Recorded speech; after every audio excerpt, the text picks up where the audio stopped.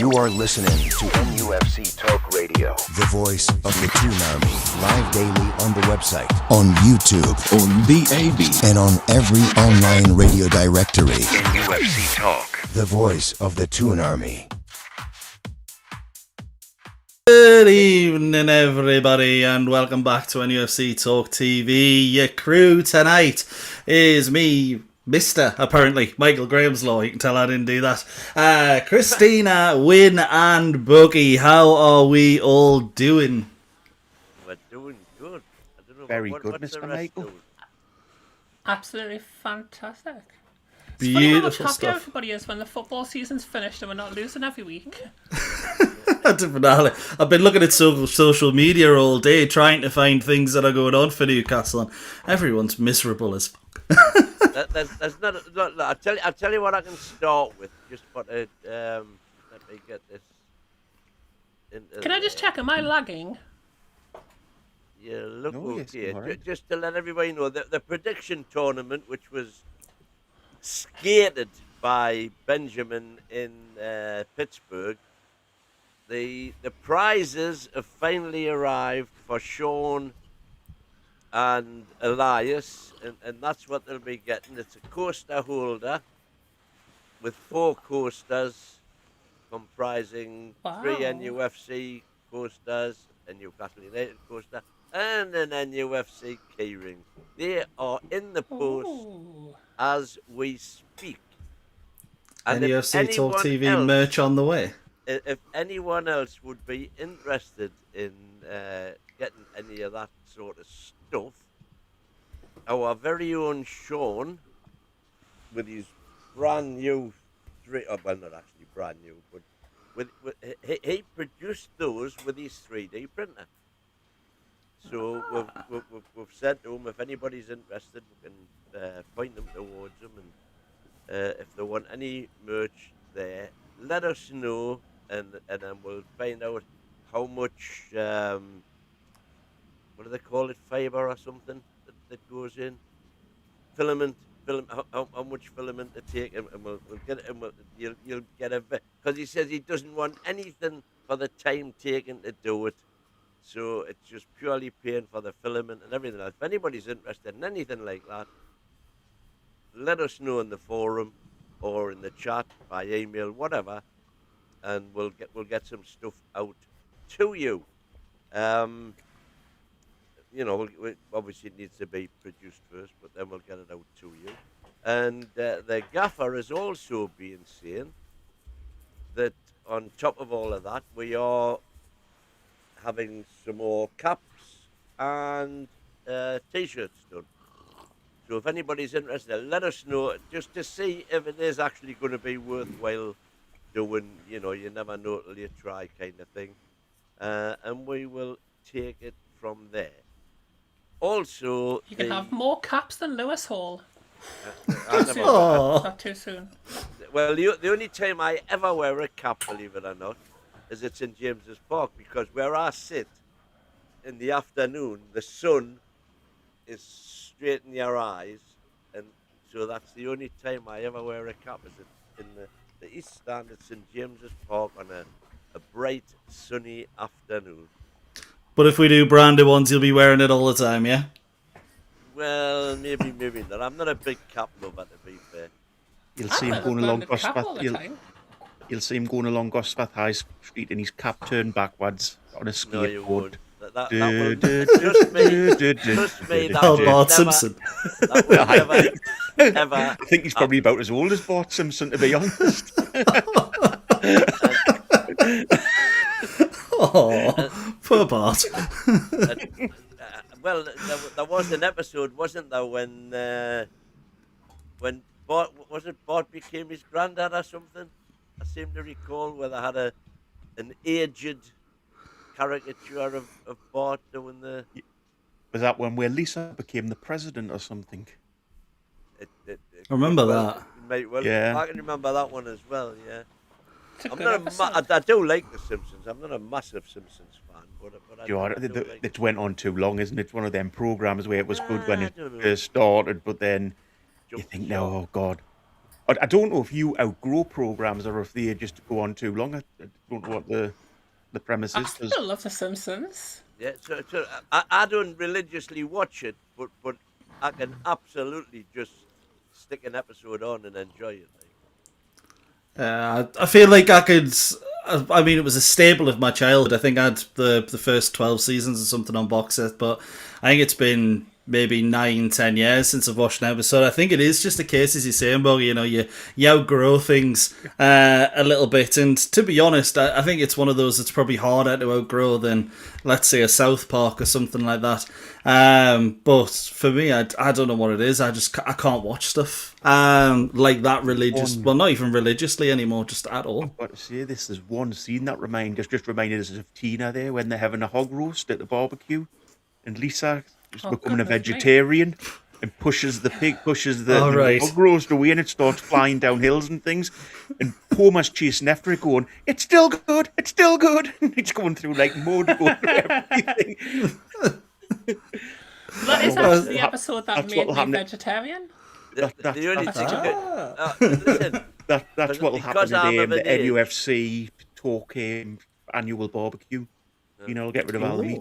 Because I am of an age, do you by any chance realise that it is The Simpsons which is absolutely, totally to blame for the way the UK now celebrates in inverted commas Halloween? That before The Simpsons came along, Halloween was just something that was kind of a minuscule build-up to Guy Fawkes, to November the 5th. And since The Simpsons took off with what they do in America, and then all of a sudden that started getting replicated, and the following year more replicated. And then when those kids became students, and the students took it on board in all the universities, and now it's Asda's got aisles full of purple and orange merch about 6 months before Halloween, and that got John Cena t-shirts. What? Sorry. It was a wrestling joke. Ignore me. Two things on that. I don't know if you remember but when I was a kid, it was never a pumpkin you got; it was a turnip. Absolutely, turnip. It was a turnip. Snanny lantern. Who remembers snanny lanterns? Aye. Then it used to stink. It used to absolutely honk. The smell of burning turnip. And then the other thing was Guy Fawkes. You knew Guy Fawkes was coming. I was going to say Guy Fawkes was always the bigger night than Halloween. Massive. And that's just disappearing and disappearing. Again, it's our heritage is the way the hell in a handcart, as far as I'm concerned. Yeah, to be fair, I remember when I was eating turnips, that needed to be replaced. Sorry, go on. I can agree with that. Well, technically, it would be a Swede. Swede. Well, that's the other thing. When did turnip become Swedes? Well, no. A turnip is the big one. A Swede's the little. And that's always been the case. But allegedly, that's exactly the opposite, Bogey. That the Swede is the big purple one, and the turnips are now the little whiter ones that you can get. I used to work in the fruit and veg department, and it was always said that... it's pulling rank. Pulling rank! Let me tell you what a Swede is. For the big ones. And I also got to taste kumquats, which were absolutely beautiful little fruits. Would have the worst name in the world. I think Tina's gone. Tangerines, aren't they? Like listen, I'm very grateful to a kumquat because it won me 1,200 quid on Impossible. Well done. What kind of animal is a kumquat? Boom, Impossible. Yeah. Little fruit. To be fair, go on, forget that. I was going to say, talking about Swedes, to be honest, there's not many that are welcome in Newcastle anymore, so maybe that's why that sort of dropped off. But I remember, we used to call it fireworks night more than anything else when I was growing up. But I remember that being absolutely massive when I was a kid, and I only started doing Halloween when I was my parents might say I'm wrong here, but I feel like it was 12, 13 when I used to just go out with my mates. Maybe I did it a couple of times when I was deep young and I can't really remember, but it was always fireworks over Halloween for me. And even then now I think it's obviously when I have a band, I'll probably be a little bit more into it, and because you've got the costumes and dressing up your kid and stuff like that, I'm sure it'll be lovely. But for me, even now, it just seems a bit nonsense. Well, I've never been into Halloween anyway, but there's what has back I don't know if he's on about Swedes particularly, maybe Swedish ladies. Bogey's made good use of his Swedes. I think maybe talk about me arse, to be honest. And then RSL responded with saying, "You have a langer." That's exactly what. Well, part 3 of what I mean. Ironically, as a Swede, that turned into a turnip, which I've stolen from Two Kind of Freeze. I'm not going to claim that one, but yeah, nice one. The Graham Turner when he was England manager, Turner team. Stevie Bruce was the cabbage, wasn't he? Aye, cabbage boy. Aye, cabbage head. Yeah. Aye, Anyway, we digress. We're dead completely there. Exactly. So just, actually, do you have something else to go to with the World Cup stuff before I jump in? Or... No, just anybody on the forum, the World Cup link is there to join in the tour. I have joined it in. I've been press ganged into joining, so I've joined. Have you actually done it yet? Didn't you? There were so many sodden games. No, it was 20 minutes to do the first round. Exactly. Which is why I tried to go down a different route. One game a day that would be covering. But no, his Lord and Master said, "No, we've got to do every game. Anyway, nothing new there. Me and him having a row." To be fair, trying to figure out what Iraq were like to see how they do against Norway was a staple of my day at work. It must be said. Can't say it was particularly great. But what I'll say, just go through a couple of things that were spoken. Obviously, it's been a very quiet day on the transfer front. So this is honestly a great time for you to get any questions that you want answered by anyone on the panel, anything in particular you want us to talk about. I know, fine fact, I've missed 100 questions from people in the time I've been doing this, so if you've got stuff in there, feel free to, and I'll make sure we get to them by the end of the episode. But go through some of the things that have actually come out today, starting with something that I've seen online. Spurs, and it was mentioned actually in our chat just before there, Spurs offering 70 million for Van Hecker. Now, I've seen a few Newcastle fans online absolutely raging that we're not showing that kind of ambition. Brian Penny's in there as well, saying Brighton wants 70 million for Van Hecker, and Spurs trying to buy him again, so it shows NUFC will have to sell many to buy anything this summer. 70 million, Van Hecker? Is that just even more of a sign? Probably even more than 55 million for Elanga. That transfer market's absolutely mental at the minute. What do you think, Wyn? Well, I absolutely rate Van Hecker. 70 million's worth, though? Well, but the thing is, for me, you're buying the proven article, and you're going to pay a premium price for doing that. And the general consensus now is we've got to get away from Prem proven and go into taking chances on 20, 30, 40 million maybe from abroad. We've done very well with Chow in that regard, have we not? We have, yeah. So, and we did the same with Botman, to be fair. So there's nothing to say. Defenders, I think, are a bit more probably dependable if you're going outside the Prem. Because again, I don't care what anybody says. Playing in the Prem and the lack of time that you get on the ball and all that is completely different to playing anywhere else. No, I completely agree. I think it's obviously we've been linked with that lad from AIK and the Swedish league. He's played 12 games or something like that, and everyone seems a bit mad that we're not getting him either. So I think you're completely right on that, in my opinion, with the Premier League and it being completely different. But I feel like we're in a position where, because of what's happened, we probably need to take risks. But when the going rate for a centre back with Van Hecke's quality is 70 million, does that kind of tell you that we can't be shopping in the Premier League market right now? Yeah, definitely. We can't be paying that much for a central defender this window, can we? It's impossible for us. We've got so much work to do. You just can't put that much money into a central defender.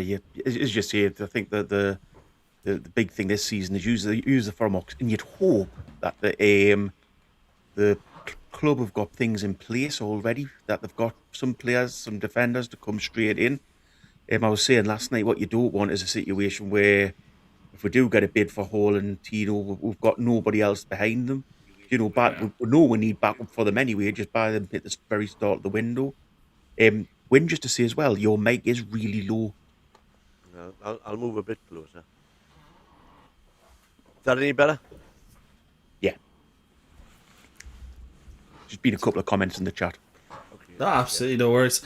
Christina, what do you think? Do you think we can shop around in the Prem market, or do you think it's a necessity that we move elsewhere now? Actually, kind of a little bit from column A, a little bit from column B, because to be fair, the price in the Premier League have gone crazy. I mean, do you remember 1996 when £15 million was like, whoa, £15 million for a player? No one's ever going to pay as much as that. You wouldn't get a reserve player from the Premier League for £15 million now. So I do think that, us moving offshore, so to speak, to find players is definitely the right move. The thing is, though, and I think Wayne kind of touched on it, is when it comes to defenders, there's kind of like a bit of a, like, fair enough, Van Hecke's 70 million, you've got Scalvini for, what was it, 50 million? But that 20 million difference is Scalvini's not played in the Premier League. We don't know how he's going to, like, deal with that. Whereas Van Hecke, we've seen, has had already a good performance in the Premier League. The thing with this, or the caveat, is that Wissa had a fantastic season in the Premier League and proved that he was perfect for the Premier League. And then, I'm not sure if you've seen this past season, but it turns out that might not be so true. So, yeah, I would like to see us stick out of the Premier League, especially when we're talking. I mean, we don't have the £70 million. I mean, I know we are literally the richest club on the planet, owners-wise. But, with the financial restrictions that we've got there, I don't think it makes sense for us to be paying, like, if we spend 70 million on a player, what we're getting outside of that, maybe a couple of, like, youth players who we're going to send off on loan. I mean, it doesn't make mathematical sense, really, for us to be getting involved in the Premier League tug of war. Yeah, no, I completely agree. All I would say about that, by the way, is when Van Dijk went to Liverpool, and that was in 2018. That's 8 years ago. He was 70 million. Yeah. Would anybody say he's been a bad buy? Oh, no, absolutely not. Look at Ferdinand, was that 2002 or something? And he was 80 million. Oh, no, 18. Who am I thinking of it? Harry Maguire, but that was later. 2010, was it? 12? Well, Maguire went after 80 million? 2016 was when Leicester won it, wasn't it? Yeah, Maguire was 2019 to Man United. All right, so but still, I mean, 80 million pounds. Wasn't he? Yeah, that's the thing. You're seeing so much. You say Maguire? Oh, I'm thinking, I'm getting Jones and Maguire mixed up, like as people, not in regards to transfers. As we've seen, though, when you're paying these big wages for Premier League defenders, I mean, look at Harry Maguire. Who wouldn't nowadays pay more than £80 million for him after his fantastic career so far at Manchester? What's that, sorry? Oh no, apparently it's been an absolute disaster. Yeah, no, let's not buy him. Harry Maguire. I wouldn't have disaster. Yeah. Harry Maguire is a great defender. I don't care what anybody says. Yeah. He's been messed around at Man United tremendously. I've got a meme on him. Look at him I'm now. from the internet generation. But yeah, of course. course, you've got to you have to look at it. But there's Gay, who we were after, who is, if you like, the next generation. And when he still had more than a year left on his contract, we were being quoted 60, 70 million for him. Yeah. The problem is with some of these players is we need to catch them. The likes of Van Dijk, we need to catch him before he gets to the level where he's going from Celtic to Liverpool. Yeah. Southampton. Sorry, went to Southampton, Liverpool, didn't he? Well, he went from Celtic to Southampton, but the point was, that's how Southampton made the money. They spotted him and gambled. That's what I'm saying. You need to spot him before he goes for the big money. Yeah, that's the big thing now. Would Van Dijk? It's a bit like Anderson. Would Van Dijk have become the player he is now? Well, not so much now, but in his peak, if he had gone straight from Celtic to Liverpool? I don't think he would. Oh, I think so. He was class for Celtic. So you've got to remember, he was class player at Celtic, and Southampton were a little lucky to get him. Scottish League, man. Well, I think, was it 2015? It would have been 2015 he went, wouldn't it? So Liverpool would have had like Skirtle, Aga, Gomez would have still been there. You know, was it Klavan?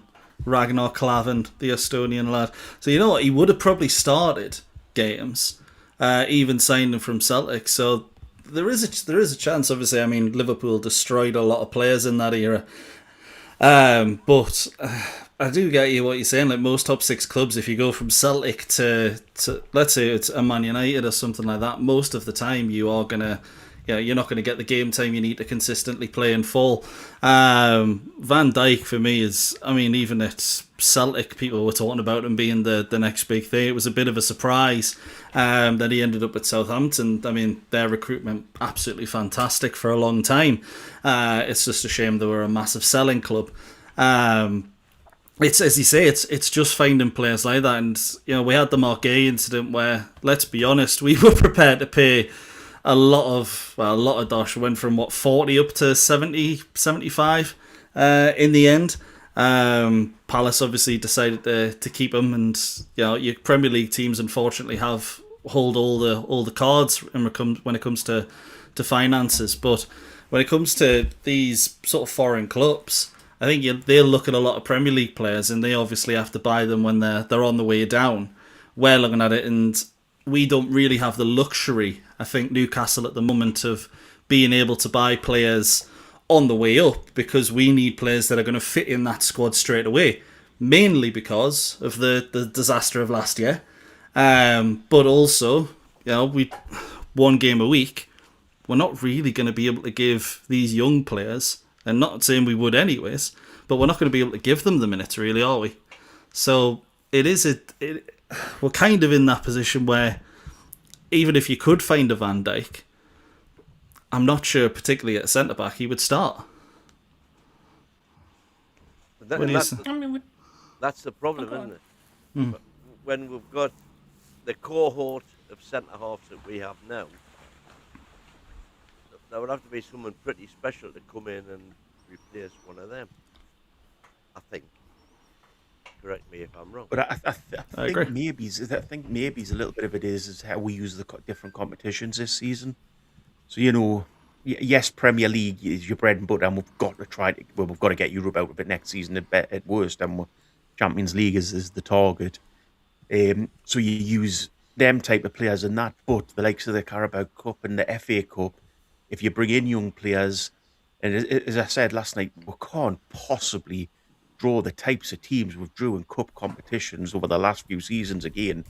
I mean, that's the one thing Eddie's had since he's been here, is he's had absolutely no luck with the cup competitions at all in regards to getting big teams. So I think what you need to do is if we're playing littler teams, you need to put these players in against those sort of teams. Yeah, absolutely. The Bromleys and the Bradfords that were sort of played have been few and far between at the moment. But what isn't few and far between is the generosity of Prosaic. We see it time and time again. Thank you very much, mate. One gifted sub, and that has gone to Andy McCowan 8399. Thank you very much. Hope you enjoy what you get from the channel, and hope you look at renewing that subscription when it runs out. But Tell you what, with Passaic there, because he's done it so often, I'm going to personally buy him a set of them coasters. So if he emails in to the channel email, I'll personally buy him a pack of them coasters. Oh, beautiful. Just for the amount of things that he does. Commendable. That's great. But yeah, Prosaic is a legend. He's always. And popping was out I'll there buy with you a subs. set and all. There you go. Oh, the generosity of the team knows no bounds. I'm not buying anyone anything. I haven't been here long enough. We're all in it. Good, Yeah, and that's just because I think there's not really much going on, which, to be honest, is, well, it's probably a blessing. That's what we're talking about in the green room, wasn't it, before we came on? What we're going to talk about tonight, and the thing came up there in the chat that Tina and I were having, when she didn't know who Charles Bronson was, and I says, you don't, and this is just, obviously it's a generational thing, and so I said, you've never seen obviously The Great Escape. I would have thought everybody must have seen that. It used to be I've on seen The Great Escape. Every single Christmas it used to be on Bank Holiday. For me, that's the greatest film of all time. But Death Wish, the Death Wish series are equally good, and never seen a one. Was that on a Christmas as well? No, Death Wish isn't anywhere near as popular as not now. When it came out, it was like the Rocky series of its day, So is it a series of films? There was one originally, and then there was a sequel, and there was 4 altogether. As with all of those, by the way, the 4th one wasn't, they were just milking. There was the jumping the shark moment, I think, for the 4th one. It was still a good film. Was it? Is that right? Was it in the 70s? 74, apparently. None of the rest of the 3 were born even. Good point. But, cinema surely is like music. It ages well. I've heard songs from the 70s.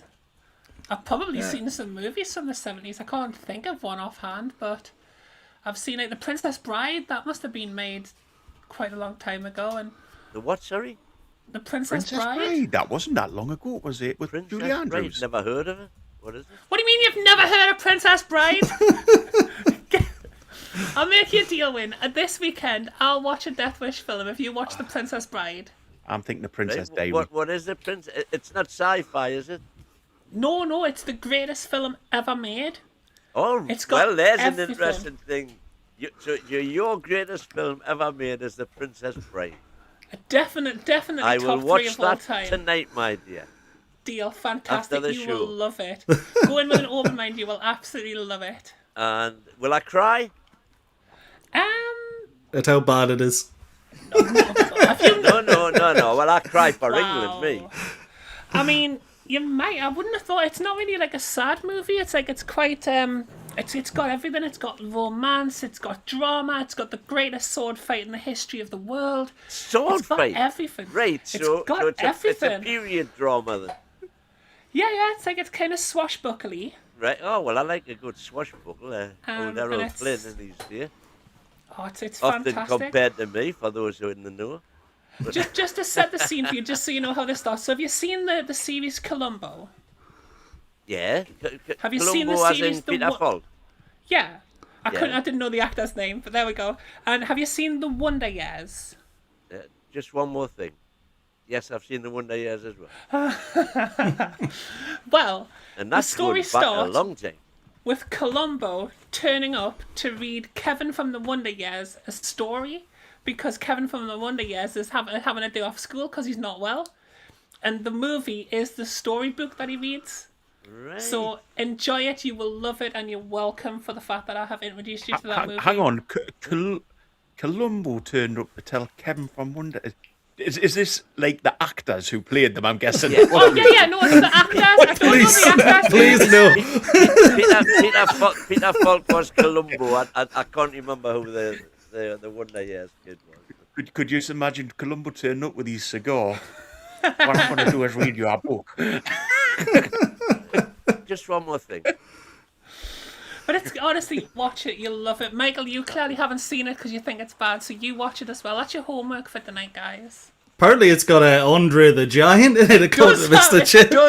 It does have Andre the Giant in it. Playing Well known for being a good speaker. Watch it. Sounding Honestly, shaped you, by the minute, you to be will honest. love him in it. You will love him in it.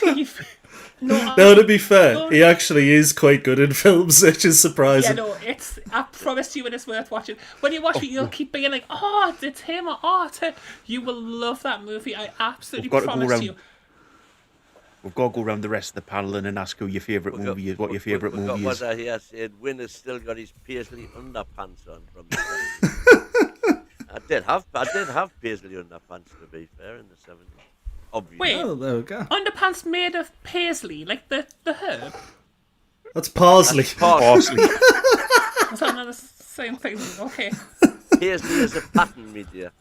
Oh, yeah, I've got a paisley The skirt. Okay. swirly, the yin and yang kind of design. They weren't patterned before he got them, though. Oh no. What's your favourite film of all time, Michael? Reservoir Dogs for me.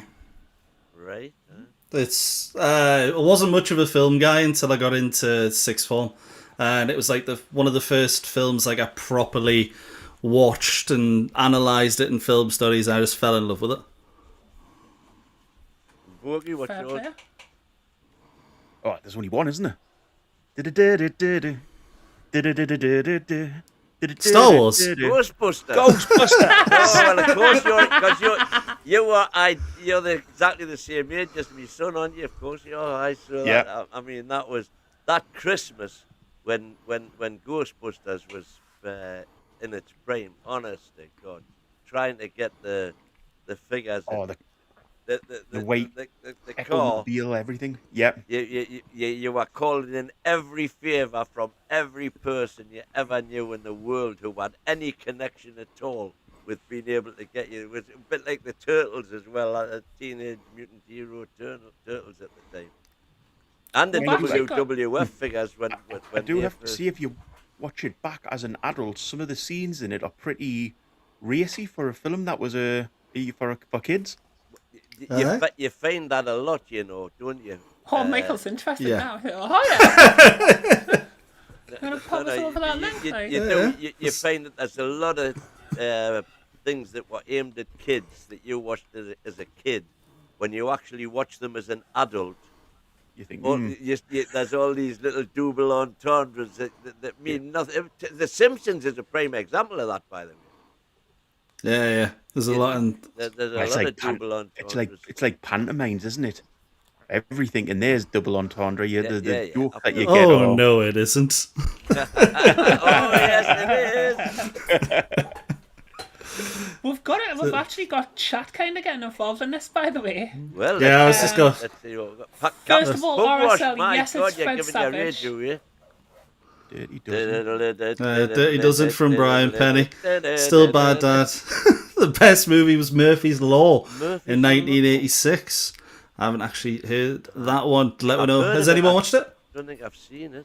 No. I've heard of Murphy's Law in Forrest the film Gump, Better in the Bevis film there. Cocktail. Remember Oh, with Tom Cocktail was Cruise? a banger movie. And it was Murphy's Law was the bloke that run the bar. It was called Murphy's, and it was Murphy's Law in there. Was that not Never Brannigan's? heard the film. Oh, it could have been Brannigan's Law. No, I think it was Murphy's. It would make sense. Man, That was Rain Man. That was a Brannigan's class Law. movie. Rain Man class, yeah. We've We've got Forrest Gump. We've got. Chris Davis saying Saving Private Ryan is awesome. Mark Cooper saying so. Wayne Mays Parsley Pants. Cuff saying how's no one to Goal for their favourite film. I did love Goal. It was But shite. the 66 World Cup goal on follow-up. No, the what was it, 2005? Oh, right, no. So, because the original goal was the England winner 66. No, this it was the about one Newcastle? filmed up here, man. You must remember it. Remember when I play against Fulham? He saw the game, man! What do they call the alleged player at the time? Santiago Munoz. That's It was the fella. It was that's the young fella. actress in goal, was it? Not sure about the one in goal. No, I can't remember her name. Was my cousin Vinny? Lee Elephant saying, Man, that's a good shout. Is that movie? I was just saying hello well, to it's his cousin. interesting. Sean's saying that I hope you're with us earlier when I give you a mention, Sean. Murphy's Law was Charles Bronson. Well, I probably have watched it and just haven't connected the name with the movie because I love Charles Bronson. there you go. Anna Friel was the lass in goal. I'm hoping so. Yes, Anna Friel definitely is. Was she the one that buried somebody under the patio in Brookside? No, that was Fred West. John West. Tudor. Ron Strudel Hoodle is in The Usual Suspect, another good film. 10 we've got coming in there. Anybody know anything about 10? I don't know anything about 10. Nah, never heard it. Nah, Good, the Bag, and the Uglies also in there. Well, all of those. That's the panel most nights, isn't it? The spaghetti west, which is We'll let everyone else decide who's who. It doesn't go well for me. The spaghetti westerns were superb. That was the last one. You had Hang 'em High, The Man with No Name, Hang 'em High. What was the other one? That was 4 of them. Very good, very good. The Green Mile, that always comes out along. A lot of people say that, if you ask a lot of people, it's the Shawshank Redemption, the Green Mile, and Forrest Gump, and E.T. are way up. The general. If you do a general consensus. I think it's. Go on.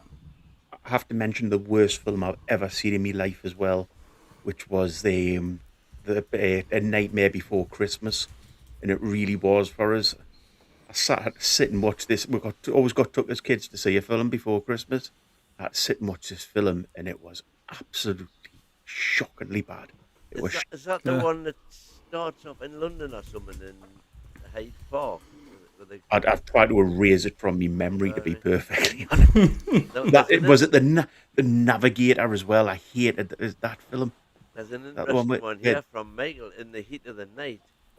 Now, I'm not sure whether he means the Gregory Peck one or the one where they go on a bus to this weird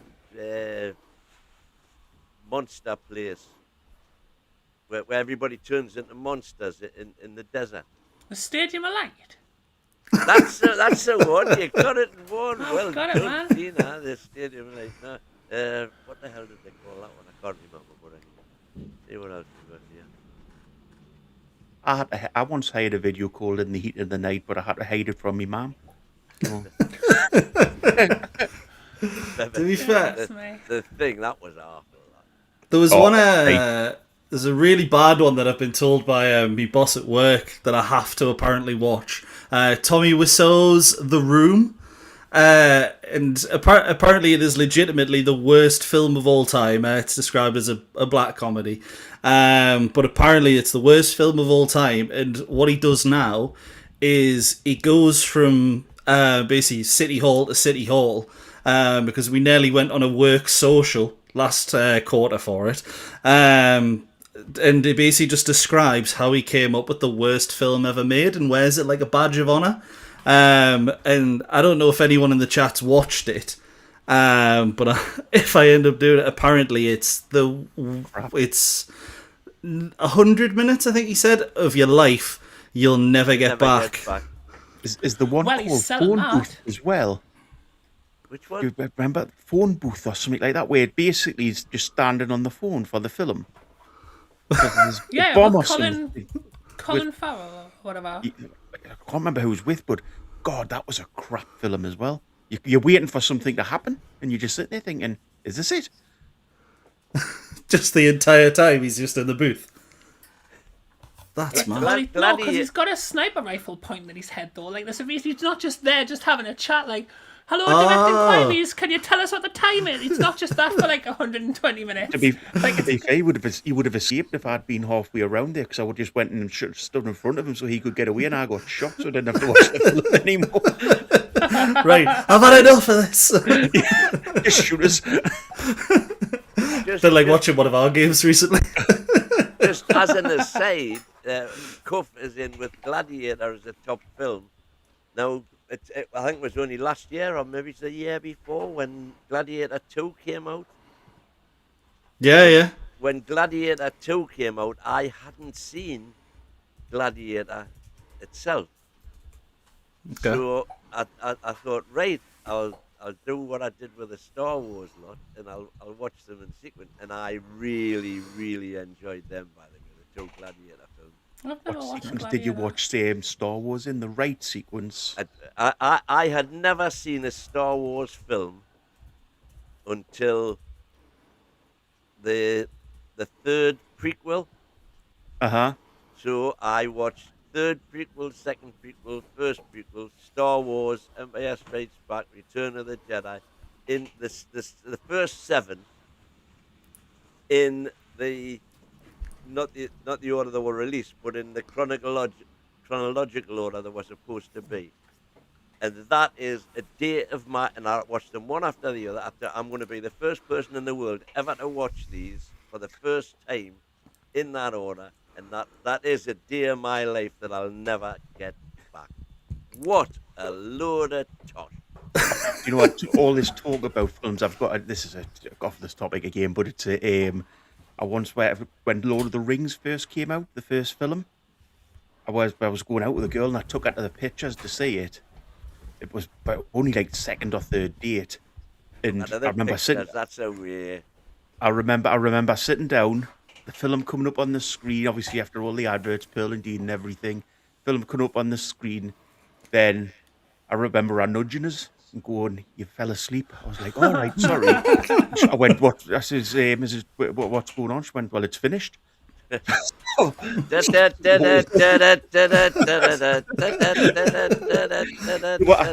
just remember they were sailing off in a boat, and I was thinking, how long have we been here?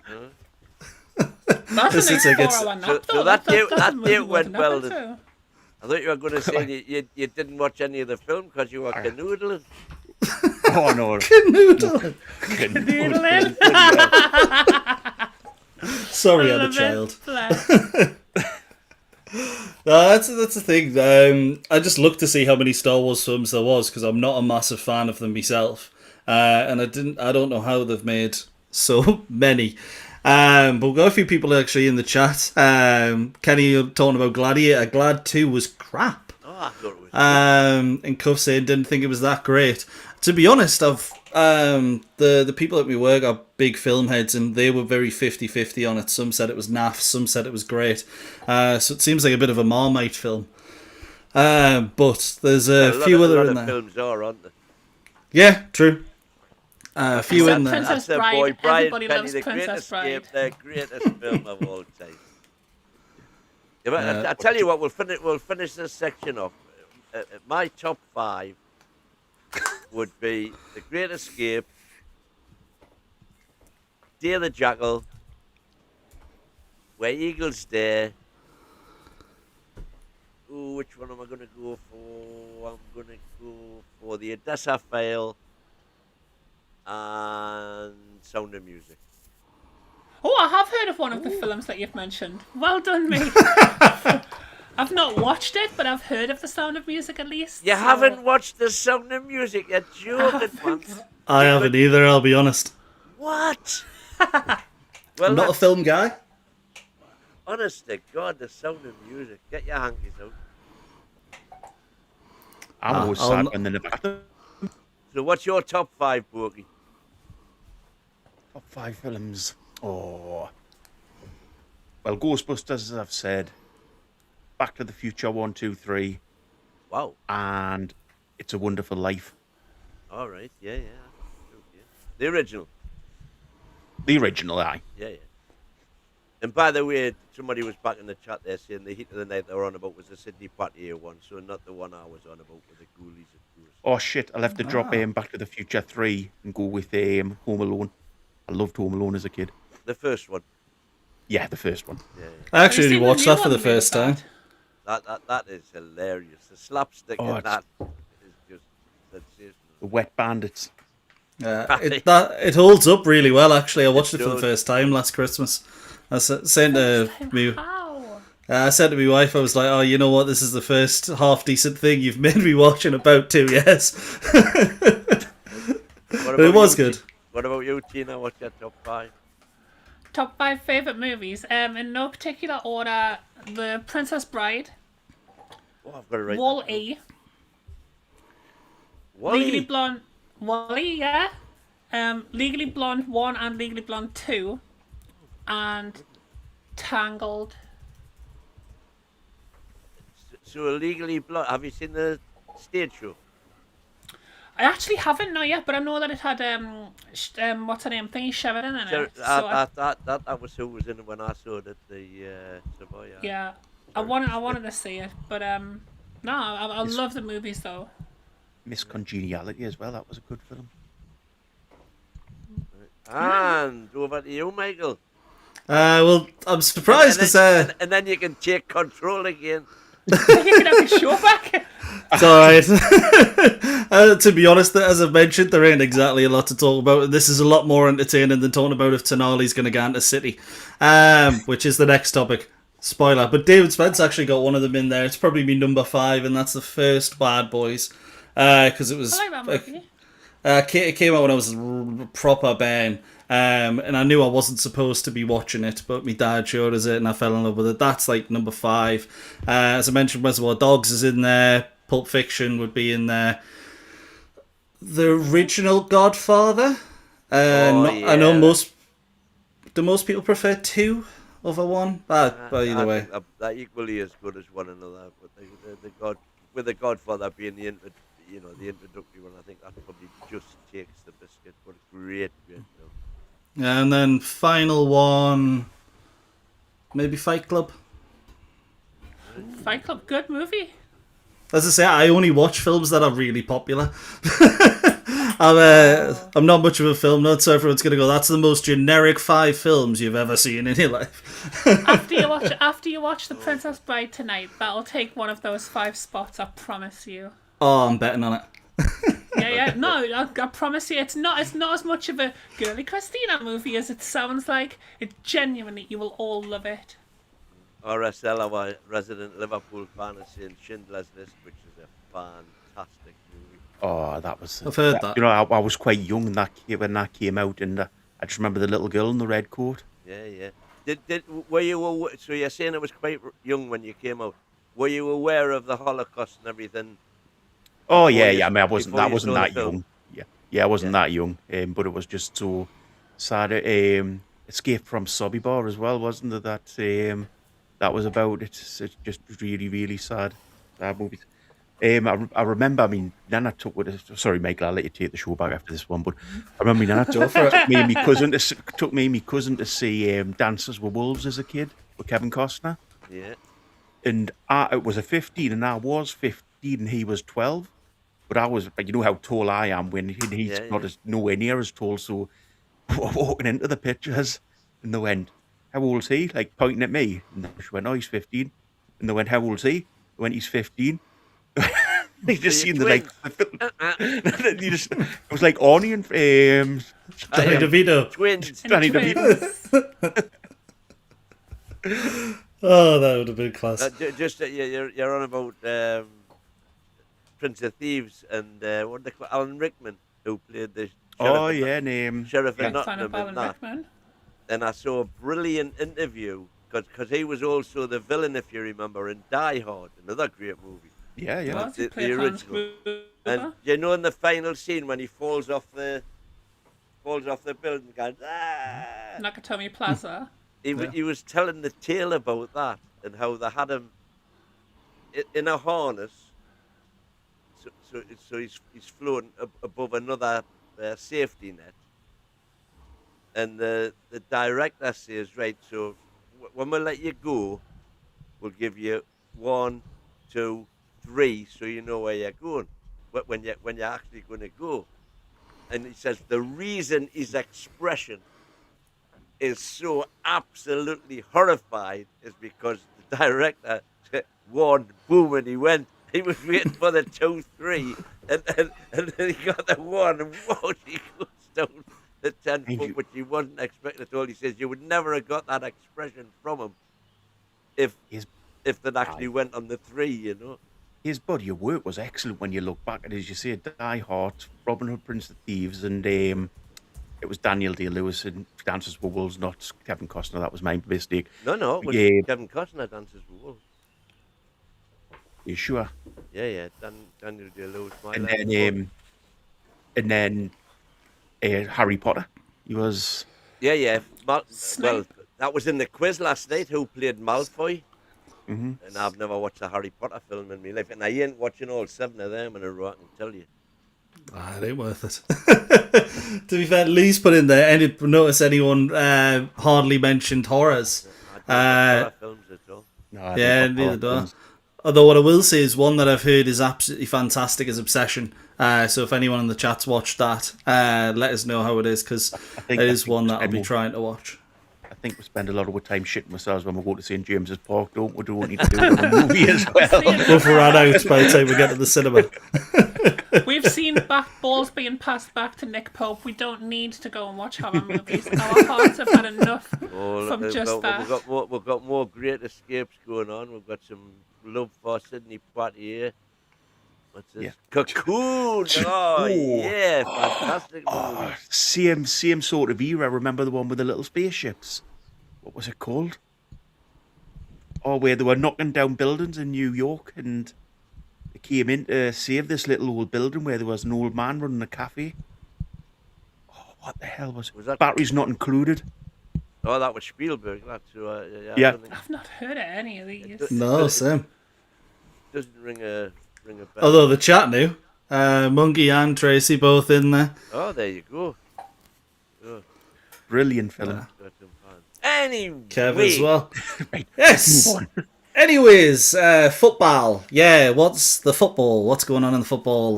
Manchester City apparently have 2 options for who they're going to be looking to sign in central midfield, and one of them is apparently Sandro Tonali. The first bid for Elliot Anderson has apparently gone in at around 100 million.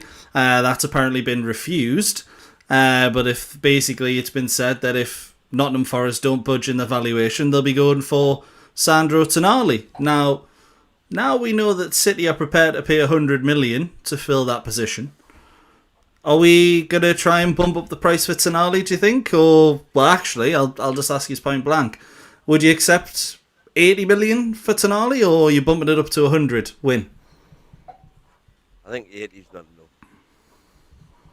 enough. So, 100. However, if we can get 80 with add-ons for performance-related, particularly obviously with City, because they'll win a couple of things. So if we get bonuses for what he wins playing for them, and appearances maybe, and they're not going to sell him on to anybody for a profit, are they? Let's be honest. So sell on close enough, but performance-related bonuses. But if we can get, if he wants to go, and if we can get the deal done quickly, that's the key. We don't want any more hanging on, arguing the toss for a 5 million here or 10 million there. Even though that 5 and 10 million is important, anybody who wants out, get them out. Let's see what we're left with. Ooh. Anyone that wants out, get them out, and we'll see what we're left with. What do you think about that, Bogey? I tend to agree. Obviously, you're trying to boost the price up as high as you can get. Get another sell-on clause in there as well, because I think City might go through a few managers now over the next couple of years. So whether he'd stay or anything like that, get a sell-on clause in as well. If you get 80 million, as you say, with add-ons, so say it ends up at 90, 95 million, and then you've got a sell-on clause in there.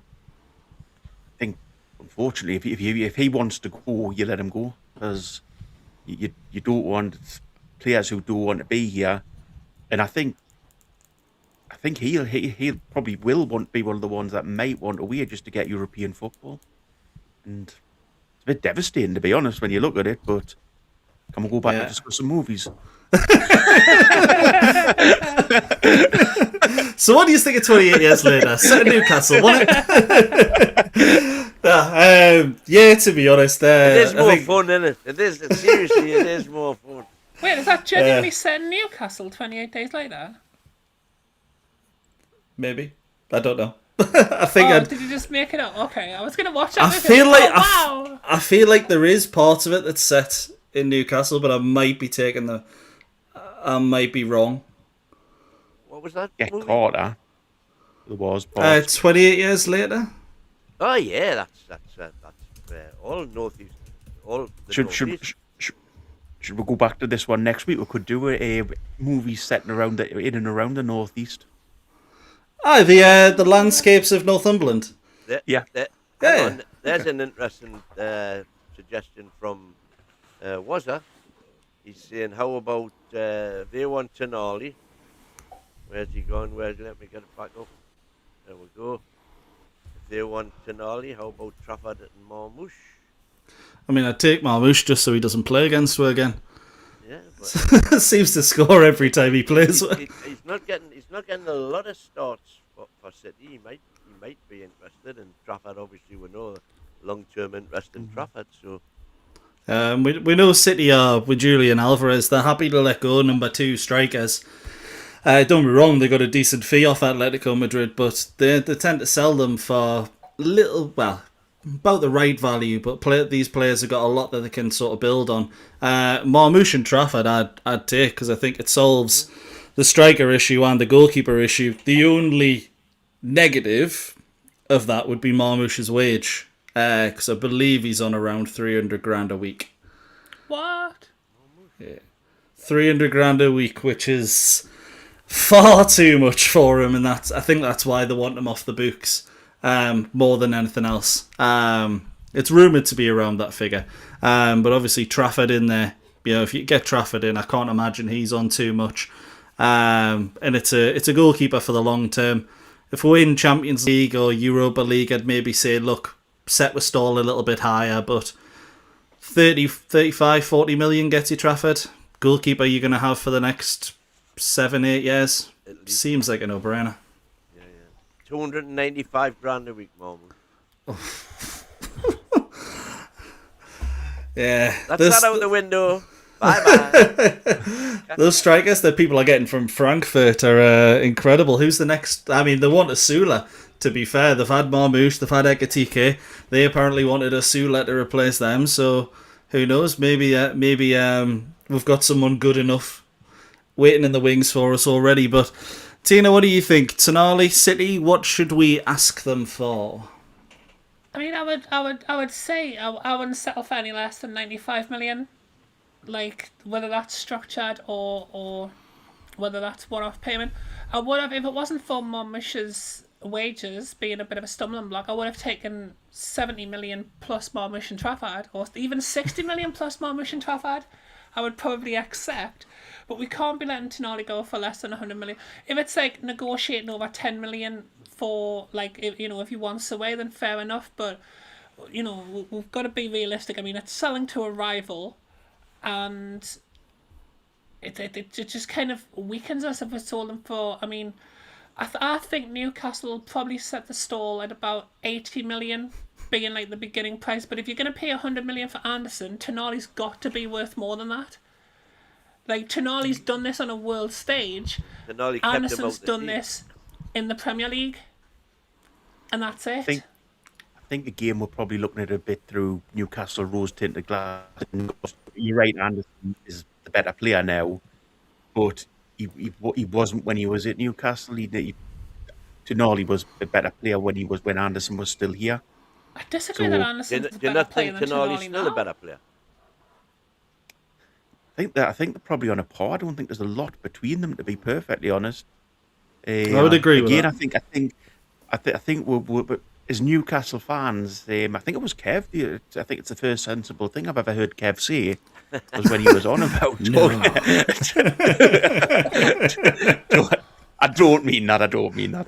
Talking about players and how we see them through different eyes than other people do as Newcastle fans.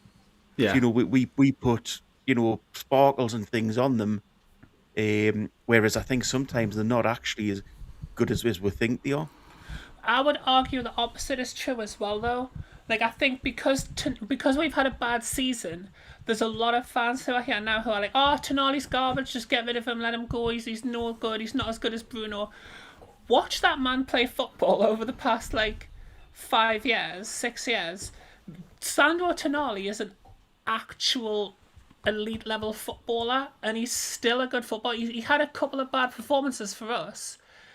That's the only black mark on his entire career.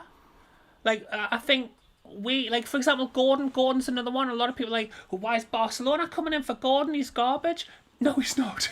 He's very much intrinsically not a garbage footballer. So I think although it is true that we see things through the lens of Newcastle United fans and we probably overhype certain players, I think it also leads us into downplaying certain players. Like Asula, for example, is an absolute amazing raw talent, and because we watch him fall over his own feet week in, week out, we're like, oh, Asula, ha ha ha.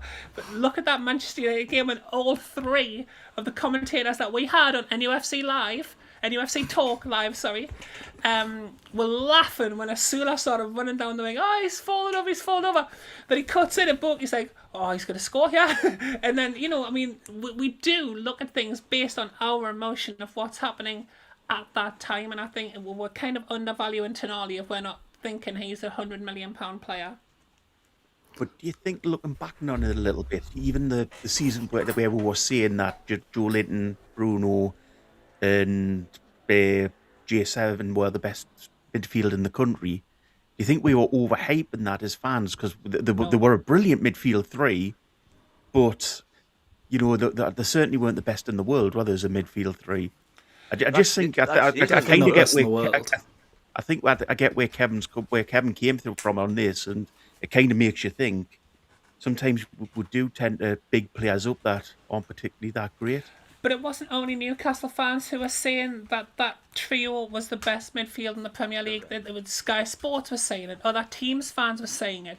Manchester United, Manchester City, all these other YouTube team shows were all saying that was the best midfield, and on that season's performance, they certainly were. I mean, I was shocked that we weren't the best midfield in the league last year because of how other people had overhyped those three players. Now, I don't think they're necessarily overhyped. I think they played in a bad season, and it was a bad team performance together last season. They also didn't play together. The three of them that off, all three.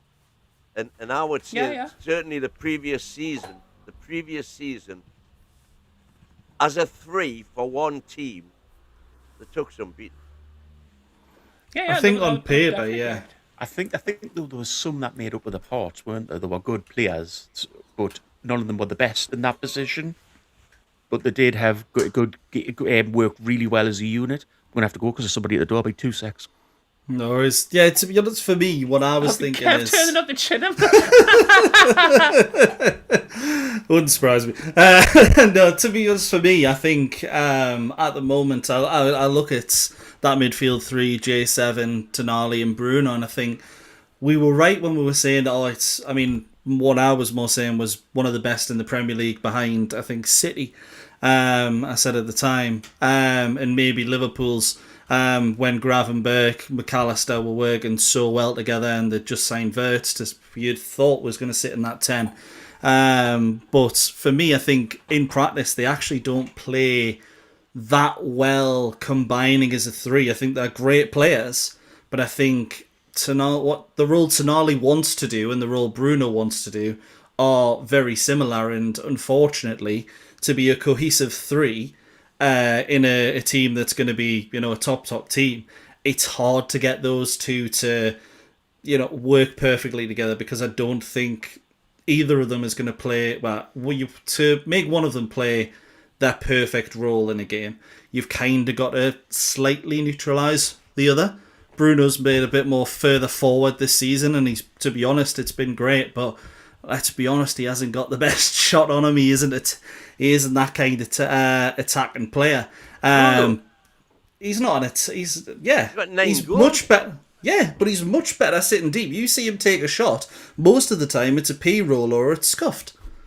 Don't be wrong, he's a great player, but he is much better sat deep. And we play through him no matter what. He touches the ball more than any other player. I wouldn't be surprised. I would agree that Tonali plays better deeper. And we don't get the best out of Tonali going forward. But I don't think you can have any complaints about Bruno going forward. I think you can still have complaints about him. I'm not saying he's bad, but I wouldn't say it's his best position by any stretch of the imagination. I think where you want Bruno is, at best, edge of the box playing those triangles. But where he's much more suited is when you're breaking, he's the one that the defence heads it clear. He's the one in the midfield playing that ball forward for your wingers or your striker running in behind, because he's got his best position is where he can use that range of passing or the intricate outside of the footballs that he loves to do. I think when it comes to actual, don't be wrong, I never expected him to have the goal tally that he's had this season. But I think when it comes to controlling games, and Newcastle are actually a much better team when Bruno is sitting deeper, in my opinion. What about you, Tina? What do you think? I like the idea of like almost, and sorry to put this into like American football terms, but like Bruno is kind of the quarterback. The John Joe Shelby. We'll get back up. No. But I think what we do need to kind of realise there, because I agree, both Tonali and Bruno, you can say neither one of them is like your classic number 6, whereas both of them are also really good at sitting in a deep position and being part of that transition between attack and defence. So we've kind of got the perfect double pivot in those two players. If we had like a number 10, or if Walter Marta becomes good there or Ramsey becomes good there, we've got two players who could do that role and then work together so that there's one going forward, one sitting back, or attack as a cohesive unit, maybe with a bit more of a trustworthy defence, or whoever one of your fullbacks is, they're kind of doing the Trippier and tucking in a little bit. There are ways that we could use those two in the same midfield that doesn't involve hampering either of them. And I think both of them have got qualities in like a more defensive midfield role and at helping us in the attacking third. And to be honest, the 4-2-3-1 to me suits those two players much better than the 4-3-3 does. Yeah, I would definitely agree. Wayne, what was your argument sort of against is that? Well, my argument specifically is that Tonali doesn't get the goals he should from the position. When he's forward, he's regularly just around the edge of the box, and he doesn't shoot the way he does for Italy, for example, and the way he did for Milan. Not that he had a great goals return in Milan. What I would say is he's been a bit unlucky for us, because some of the shots that he's had have been, either beautifully saved or, deflected around the post. And in fact, the lovely Walter Marta flick on against Brighton, that was as a result of a Tonali shot. But I don't think he does it often enough. No, I'd agree. I think neither of them Bruno, do. Maybe you could argue, tries too often, because some of them go into the kebab shop, as Gary would say. But I would like to see Tonali, when he does get forward, to have more shots, because all the keepers, we heard it in one of the Newcastle United official videos that they do when they were on about the keepers. They hate facing shots from Tonali because they're too hard. Really? Well, I missed that bit, to be fair. That's the thing, you see him have some absolute crackers, and sort of, for me, he's got a better shot on him. It's hard to say a better shot than Bruno, because Bruno's are a lot more precise, but Tonali gets the power behind them, and actually probably causes a bit more of a problem. And obviously Bruno, this season, the 9 goals that he's got most of them have been absolutely, very, very good finishes. Some of them have been deflected, but overall, this has been his best season for us going forward. But I think for me, it's not that I don't want to see him in those areas, because I do, but I want to see it a little. I want to see him a bit deeper, where I think he controls the game a lot better. And Newcastle subsequently are a lot better because of that, because we're not losing the ball in midfield because we've got that maestro in there. Bogey, I know you jumped off for a sec, but still here, yes, but I think we've got to say with Tonali that the way we play him means he won't score as many goals as Bruno. He's not in the team doing the same role as Bruno at the minute. As you see, he's more there to control the midfield rather than, get forward. So you've got J7 and Bruno that tend to get forward, and he's more of the guy at the back. But I think it's across the team. When the next season, we'll have to start shooting from outside the area. We've got a terrible habit of not taking on shots, especially towards the start of the season. It got a little bit better, but we're sort of we're shooting was terrible from not being willing to take on shots from outside the box. Yeah, exactly. To be honest, there's a lot of teams like that at the moment, and it's one of those things that I think. Exactly, you can blame Pep. Yeah. Yeah, you can blame Pep for pretty much everything. Just some of the chat getting in on that as well.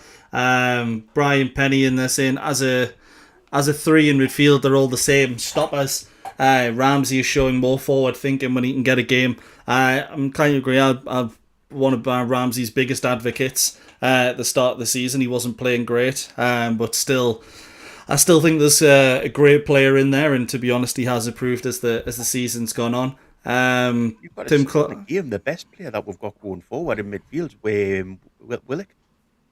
He is the best one at managing to get into positions and score goals. Yeah, to be honest, he's a good midfielder, but I'm just saying that's more his game than the rest of the players. Yeah, that sort of box to box style where you can arrive late. It's Bruno would be that really, and if he just had a little bit more pace. I mean, there was Gary Simmons in there saying Bruno's recovery runs aren't great. He relies a lot on other players doing it for him, and it's a flaw in his game. And that's a sort of another reason why generally I think he should be a little bit deeper. I'm worried about what Red Timer's saying by the name. Red Times. I'm guessing he could be a Man United supporter, so hold to United for 60 million confirmed.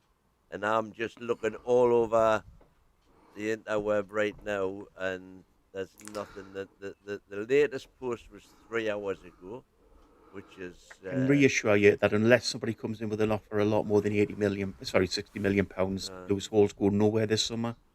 And as a Man United fan, they are notorious for talking absolute shite. So I wouldn't believe any of that. I'm not arguing with that point. It could be that his first name is Red and his second name is Timers, but yeah, it could be that. This is coming from a little bit of info here. Lewis Hall won't go anywhere unless there's an absolutely ridiculous bid for him this summer. And there you have it. Exclusive players. And that's coming from the man who correctly named the fact that Lewis Hall was going to be left out of 2 games when nobody else knew that was happening. So I'll take Bokey's word over Manchester United fans who, of course, are only comparable in intelligence to those who are believing in flat earth. As in, they'll say things with a lot of confidence, but there's no actual evidence to back up anything that they ever say. Are you saying the earth isn't flat? Well, to be fair, none of them will know how flat the earth is around Manchester, will they? Oh, I've got a few super chat starred. I don't know who's put them in, but anyway, they're here. We already have 4 centre backs. We don't really need a 5th. That goes back to the Van Hecker comment, I think. Yeah. Oh, the Dirty Dozen, great movie. That's Murphy's Law. We had that one. Oh, the Magnificent Seven. Back on films. Yeah, that's no good. Win border football now. Hang on, let's get to the stuff, Alec. Leaving before the final whistle again. Well, I started one myself and I can't find it, but basically it was somebody saying listen, the main thing is if they want to go, let them go, and do the deals early and get the money in, because I think that's the key. We do not want another situation. Gary's saying Bruno runs are not recovery runs are not great. Realise a lot of other players doing it. You know what? The other thing he needs to stop doing is that pivot in the middle of the bloody field. Yeah, the 180. The The 180. Honestly, the amount of times he gets robbed of the ball with that. Bruno is a CDM that wants to play forward, says Andy McCowan. He's a better player, deeper though. 100 million. Oh, that was an exclamation mark. I agree. Bruno is our most valuable player for me. Oh, I completely agree. None of our mods get enough goals. There you go. Queenie. Bruno doesn't strike it nearly as cleanly as Sandro. No, but here's the thing. Sometimes when you hit a ball perfectly, it has more chance of getting saved. It's when you scuff them sometimes that you actually have a bigger strike rate. I know that sounds stupid.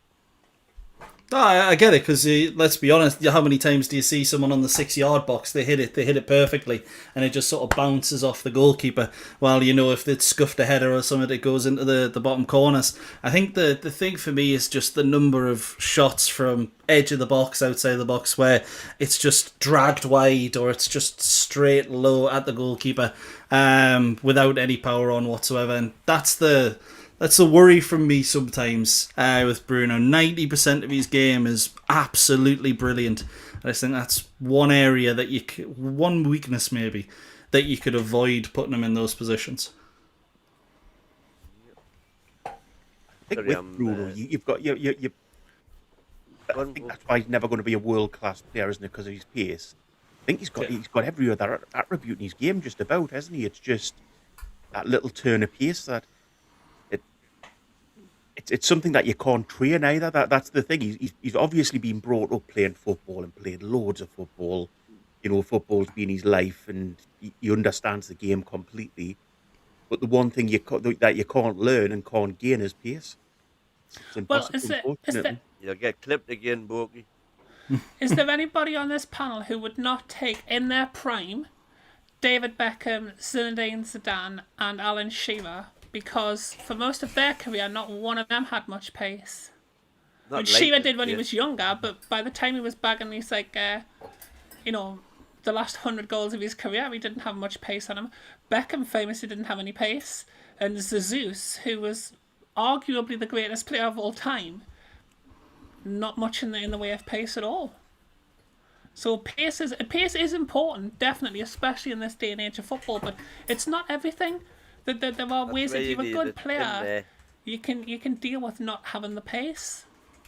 Yeah, I think there's very few players in the modern day that can do that, and you're completely right. Those are 3 players there that absolutely could still do it. Whether they would still be as good as they were, well, I'll leave that to other people because I don't want my head chewed off. The only thing I would say is a great player with pace is better than a great player without pace. Similar to a good big one is better than a good little one.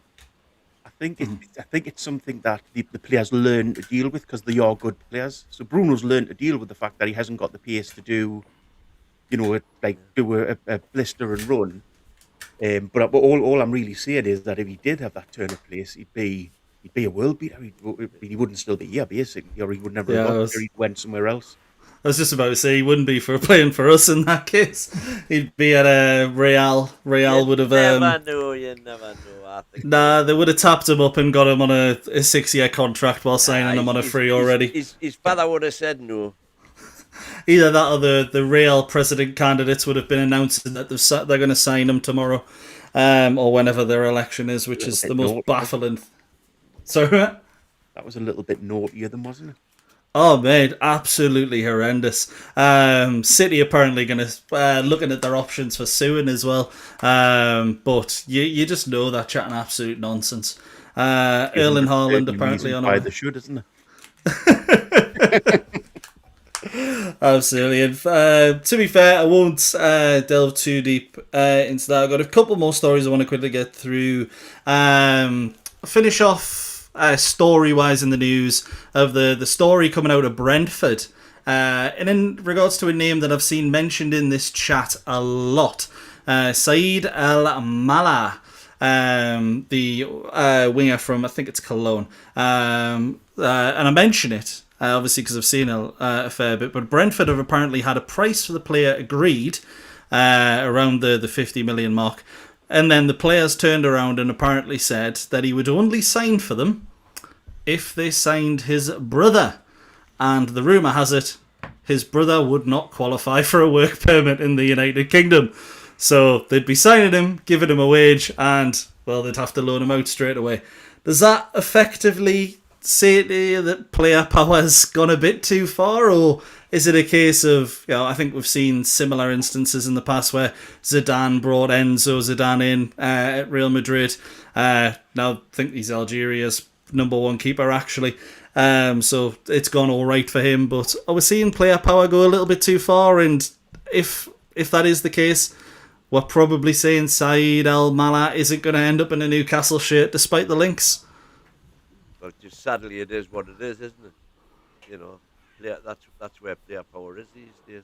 That's the power that we have given them, isn't it? When I say we, I mean football. Football has given them. The players and the agents would appear to have all the power until somebody stands up against them. Who's going to be the first? Yeah, to be when honest, everybody is acceding to their demands. Acquiescing. Oh, acquiescing indeed, yes. Both work. But player power has gone too far. I mean, just look at the Isak situation. I mean, it's ridiculous that players can just decide in the middle of a contract, I don't want to play for this team anymore, I'm just going to throw an absolute hissy fit until they sell me to a club that I do want to play for. I mean, that's ridiculous. Like, we've said for years, I mean, the full notion back in the day of any player being bigger than any club was nonsense. And now there's no club big enough to keep hold of any player. Like, no player. You're saying, we've signed them on a 5-year contract. Yeah, and that contract means less than things that are printed in the Sun newspaper. Like, it does. It's nothing. It's a bit of paper with a couple of funny symbols on that used to represent words, but now just represent, I'll wear this T-shirt until I decide I don't want to anymore. Let's face it, this has always gone on in football, hasn't it? I don't think it's been I think it's changed slightly, that it's at player level now, but at management level, there's always been strange things. I mean, we signed, was it Paul Dalglish? Kenny Dalglish was here, who was a crap player. You had the likes of Darren Ferguson managing a football team and having a load of Man United players there on loan, and then as soon as he got sacked, all those got pulled back from that team. So there's always been like family links in football that has consequences on what you can and can't do. As you say, I think it's gone more to the players now than it is at the level, but it's always been there in football. There's always been a little bit of what's it called when it's families? Nepotism, hasn't there? There's always been that part of the game. I'm saying some long words tonight. I'm quite impressed with myself. Want you to notice that? Check out now you've pointed it out. Yes, and accede. I didn't know the word accede that existed, to be fair. I assumed you were trying to say acquiesce, and that's why I came in. So I clearly don't know that many words, but It's gone well. Hopefully at night you can get on because I've got no idea what these two are talking about. No, that's we're talking English, Pokey, so as soon as it gets past 5 letters, I'm knackered. But yeah, to be honest, one thing I just want to end with, obviously Newcastle have had very little news in regards to transfers over the last couple of days, and I've said for a few days we need to be patient, and to be honest, was in there quickly before I move on, the boss man rule changed things. Boss man rule changed everything, yeah. Well, it did. Yeah. I mean, they say back in the day, players still had power, but the only players that had real power back in the day were the superstars. Yeah. Now it, mediocre players are calling the shot. Yeah, I was going to say, you'll have players up from God knows where, Sweden, playing 7 games, dictating what they're getting wages from a Premier League club soon. Actually, that might be in the next couple of days. But someone asked me the other day, at what point would I be concerned if Newcastle United hadn't signed anybody? And to be honest, I thought it was a really, really good question, because when you look at it, transfer window isn't even opened for 11 days. And I think, Premier League starts 22nd of August, I think the first game is. So there's a lot of time between that now and then. For me, the World Cup. Yeah, for me... Our resident scouts are saying, what you're saying is ridiculous. So you expected Isaac to stay on 120 grand a week and finish his deal? Yes, that is exactly what we expected. Players improve, then you improve their terms or they'll leave. Well, we were prepared to improve the terms, but we're not going to go back into that rat hole again. Isaac, what enough of that last transfer window. I think what you're saying. But I think that was probably when you joined the channel anyway, RSL. So welcome and keep on enjoying it. I hope. But I mean, that is that definition. Sorry, go on, Buggy. I think what you're saying there, Michael, in regards to players coming in, you want at least a couple at the start of the window. You want. We know we need defenders. You hope that we probably won't hear about it, but you hope we've got a couple lined up to come in straight away.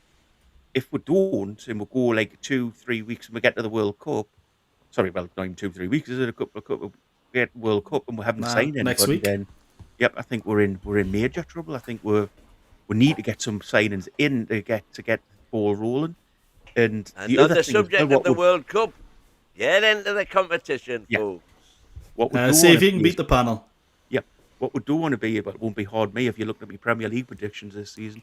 What we do want to be is hoodwinked into like if the wind. I'm trying to keep up with you. If we get into this first few weeks of the transfer window and we haven't brought anybody in, but then all of a sudden we start getting the news of there's going to be a new training ground, there's going to be a new stadium, so the deflect from the issue. I think we've got to be ready to call it out straight away if there's not new players coming in. If not after a week, at least after 2 weeks. So you're going to be... You'd say you'd be concerned if there's no one coming in the next 2 weeks? Yeah. Fair play. When does the transfer window actually open? 11 days. 11 days. So you want a player to be signed in the first 3 days of that? But you don't have to... You can still technically... I mean, you can't sign them officially until the transfer window opens, but you can still negotiate and get them on board now. Well, I think there's probably players who've actually fit that category. Yeah, that's what I'm saying. I think there is, but I'm saying that would be my worry if there's not. Yeah, and I think one of the things we're going to find is that, let's be honest, and there's a couple of journalists I'd regard as mates, but let's be honest, when it comes to these rumours, it's all agents just putting stuff out, trying to get better deals for players, or clubs trying to get better deals, trying to get clubs to show their hands. A lot of this is just going to be, I don't want to say paper nonsense, but a lot of it is going to be that over the next couple of months. It is just going to be that again and again and again. And I think the main thing is, I have to say to people, is just don't get caught up in it. I do agree with Bogey. If we don't get someone in relatively soon, I can really see it getting toxic. I mean, it kind of is already on some platforms. I wouldn't say we've got there yet, but what we get to the end of June without a signing that's a first team signing, I could really see it getting that way. But for me, obviously, season starts August 22nd. I'd like to think we'd have at least 4 in by, let's say, a week before that. More than that, I want, by the way. I would like August more. The 22nd, no. I think when the world, by the time a lot's going to happen. A lot isn't going to happen, I believe, until till various teams are knocked out the World Cup. Then you might see things happening, and that's the only fly in the ointment, if you like, this particular close season. But from what I've seen so far from the new DOF and recruitment team, it looks pretty good to me. What do you think, Tina? What when would I worry about us not having signed a player? Yeah.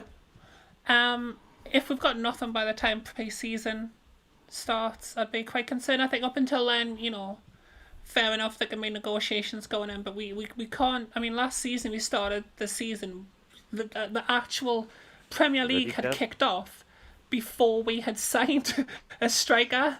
Like that's a ludicrous position for us to be in. So as long as we've got players before we kind of come back for pre-season, I'm quite comfortable. If it gets to like 2 weeks before the season starts and we've not signed anyone, I'm gonna start getting a little bit concerned then, shall we say.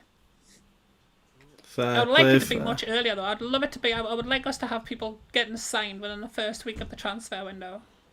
Yeah, it would be absolutely fantastic, Just wouldn't to it? take But the edge off. I do feel like it's going to be one that takes a little bit of time.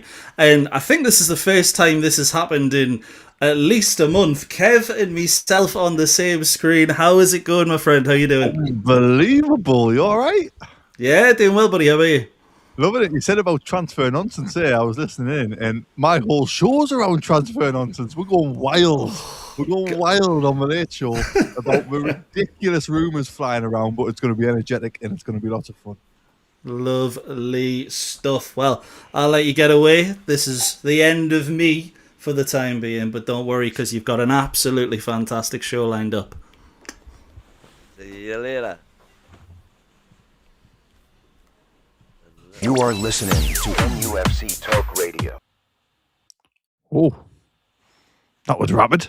Oh, I shouldn't still be here. You're always welcome to be here. You're more than welcome to stay, Tina. Anyway, I don't know what happened with the intro there, but we're just going to pretend. You are listening to NUFC Talk Radio, the voice of the Toon Army, live daily on the website, on YouTube, on the AB, and on every online radio directory. UFC Talk, the voice of the Toon Army. And there we go, lads. That's more professional. You always know when I'm hosting because I always need a producer. Wynn's my producer, so to be fair, I wouldn't have done as well as that. So thank you very much. You okay, lads? You're good? Are we happening? What's going on? I'm not sure. Are you here for the night, Bookie, or are you? Do I just stay until a couple of the others get on? Yeah. Well, stay, Bookie, if you can. You're always welcome on a late show when I'm hosting anyway. I don't know about anyone else, but you're always welcome when I'm on. Anyway. Back to the early Good evening, everybody. Obviously, Wayne and Boaty have been with you since the earlier show, but we have an absolute unbelievable show lined up. Of course, we have its Future Award winning. I say this every single time I'm a host. It's a Future Award winning show. Right, anyway. Tonight feels like one of those classic Newcastle transfer windows, doesn't it, where every single rumour somehow gets more ridiculous by the hour. We've got Manchester City possibly spending £100 million on a player Newcastle were forced to sell for PSR survival because he wasn't in our first three. And then we've got Sandro Tonali, who is in our first three, somehow being mentioned as a backup option to the player who wasn't in our first three. We've got Newcastle scouting teenagers in Sweden, Spain, Italy, and half a fan base still wants marquee names, which just isn't going to happen. Marcus Rashford's wages are somehow still being discussed in 2026. I have no idea what's happening, but we're going to jump in and go through all of it. So, first question. I don't know if you've covered it on the earlier show, right? Have you covered Elliot Anderson? No. All we did on the earlier show was films. Right. Nothing to do with football. But it was nothing to do with football. Michael lost control completely. Oh, right. I'll try and keep this in check if I can. I'll try my best.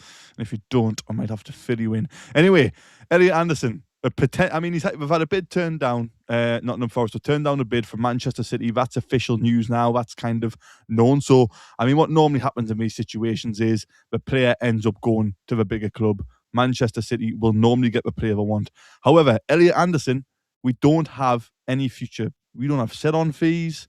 We don't have a buyback clause, obviously, otherwise we'd be massively linked with him. And this is the reason I'm bringing this up is because in comparison, Travis Hernes left the club today, and there is a buyback fee with Travis Hernes. There is a set-on clause for future payments to us. So we all know letting Elliot Anderson go was a mistake. Eddie Howe said he didn't even want to let him go, and he would love to have him back. So I guess my first question's around, is the club learning? Is the club finally learning? Travis Hernes might not go on to be the success Elliot Anderson is, and you might turn around and say, it's way too late now. We're not going to get anything from this 100 million. But is the club finally acting like a big club in terms of selling players with future fees attached? So I'm going to come to you first, Borky. How do you feel about Anderson potentially joining Man City for 100 million, us not getting a penny of it, none of it, zero? However, the club now, when we're selling players, are putting things in like future fees. Maybe a buyback fee was talked about for Travis Hernes. So are we acting like a big club now, Borky, or is it too late? To be fair, I think we have to be a little bit fair to the club on this. The position that we were in at the time, we really didn't have a choice but to sell a player. Mm-hmm. We had to sell a player, and luckily we had a club in the same position that was so we could do, which in essence was a dodgy deal, so that both clubs met the financial fair play. Yeah. In regards to it now, I think they've learned from it that they are beginning to put things in. I think Anthony Gordon's has got a sell on clause, hasn't He he? has. Yep. Good point.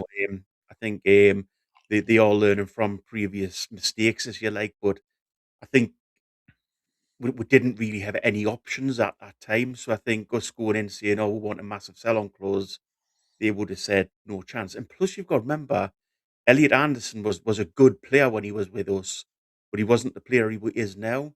He hadn't played for England. He hadn't, he Mhm. wasn't a regular first team player. He wasn't Could we really could, getting into our could team much. could we see that coming though? Could fans see that coming in terms of I know I agree with you on we had Joe Linton, Toon Army and Bruno in front at the time, but obviously none of us wanted to lose him. So could we have kind of tried a chance for arm and say, can we get a 10% future profit fee or even a buyback clause of, I mean, if you put a buyback clause in of 60 million back then, Forrest would have been like, he's probably never going to be worth 60 million. Yeah, you can have that. Potentially, but yeah, I think you've just, as I say, you've just got to look at the circumstances we're in at the time, and I think you've got to look at the teams, the squad structure as well. Sorry, the club structure as well. Weren't the greatest of places structure wise either. So I just think it was one of those deals that yes, it's come back to bite one on the arse, but it was a deal that probably had to be done at the time, and it's not one that I'm going to call anybody out on, not even Eddie Howe. I mean, I they've tell had you it. what, Win, I like this sensible Borky. Where's this guy been for the last however many months I've been around? A couple of things. First of all, again in your question, Hmm? as you did last week, if you remember, when we're Ooh. on about Tenali's agent, Yeah. you've stuck an automatic bombshell in the question in terms of, are we finally acting like a big club? Well, just how big do we think we are? Oh, I don't think we're elite, by the way, yet. But we have to start acting like one if we want to be one, don't we? And we aren't a big club. Not yet. People need to get their heads around that and I actually agree with you do on we that want one. to be there? Yes, we do. And the other question you just came when you were conversing with Borky there was, did we look at Elliot Anderson when he was at Newcastle, when he was a bench player, and look at him and think that he was ever going to be as good as he would appear to have turned out to be? Well, just as a very small sample of opinion, me and my son, who go to the match every week, he never rated Elliot Anderson at all. Ooh, interesting. Whereas I did, and me and him would have regular arguments about how good Elliot Anderson was. And I Oh, used to say, no, he will come good. Big stale. And he never believed it. He never believed it. I guess. And even since he's got in the England team, my son doubling down is saying, yeah, but who's he had his good games against? Luxembourg, Albania. Let's see what he does against the big teams when we eventually end up Oh, he playing could them. be setting himself up for a shock during the World Cup there, couldn't he? So it's up in the air. Nobody will ever know really at the minute. But again, completely agree with Bogie. At the time, the deal had to be done, and had to be done in a week. There's the famous anecdote. Obviously nobody knows really how true it is that the two of them, Minty and Anderson were sitting in a hotel on the M1 because they didn't know where they were going. Yeah. So that was how desperate we were to do that deal so that we could stay within the FFP guidelines. I agree with both of you. I'm just obviously when I'm host, I've got to cause a little bit of controversy. The next one I do genuinely believe, also, I'm interested to get your thoughts on. I agree with you both on when we sold him, and we didn't really know how good he was going to be. And I was probably closer to your son's opinion when he was playing for us. I was thinking, a Jordi Maradona. I was like, can I compare him to Maradona? I know it's tongue in cheek, of course it is, but I was thinking he's not the next big thing. Surely not. I haven't really seen it yet. Now we've watched him kind of flourish at Nottingham Forest and get England caps. £100 million to me for Elliot Anderson seems absurd. Like crazy money. I know he's a midfielder. I know he's again. I don't always go off stats in terms of goals scored and assists. I'm not that type of fan at all. I always prefer the eye test. And I'm not going to lie. There's been some games I've saw Anderson and thought, he looks class. And there's been other games and I thought, yeah, he's still got quite a bit to go. So 100 million just seems crazy. What do you think he's rated at now is my next question. What do you think the Elliot Anderson now, the England international, the Premier League revelation of the season almost, in terms of everyone now talks about him as being, this commanding proper number 8. Is he worth 100 million? I mean, the comments are telling us, so I'm loving it. Well, Martin's in. Is he over £100 million player? Well, apparently they're asking for. I assume this is what you're saying, Martin. Correct me if I'm wrong. That they're asking for more than 100 million. 105 million I saw linked, but again, it's mental. Is he? I don't even think he's worth that now, personally. But I'm interested to get your thoughts, and I'm interested to see the comments as well. Is Elliot Anderson really worth 100 million, Boaty? Not to me. To be honest, I've just seen him as like a good player. I've never seen him as a. And what would you value player. at? What would you value him at? Maybe 50, 60. I probably, not far off. Go on, man. Explain why he's not £100 million player and he's closer to 60. But he's not banging goal after goal after goal after goal, is he? He's not doing that. Yeah, he's good at controlling the midfield. Yeah, I'm not going to take that away from him. But for me, he's not an elite player. He's a good player again. I get why they're potentially going to do this because, firstly, they've got the money to do it, and secondly, if he does move on to that next level, then I could be sitting here eating my words.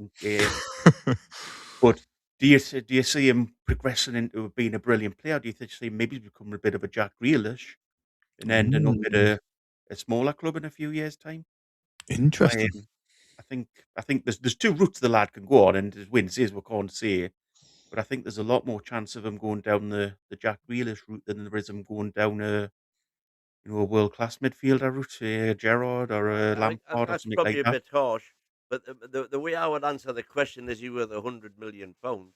If I'm a Nottingham Forest fan, absolutely he's worth £100 million. Good point. Because what his value to their team is a bit like Bruno to us, So if I was a Forest fan, I'd be saying absolutely he's worth 100 million. If you want him, get your hand in your pocket because he's still got 3 years left on his contract. Do you think he got a 5-year deal? Do you think part of the problem could be though it's like a big fish, little pond syndrome?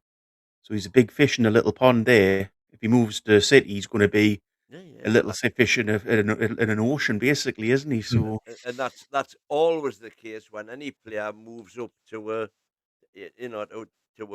bigger club, and I just wonder. We've got Martin in the chat. He may be able to tell us how what's the trepidation state among City fans at the minute with Pep having left.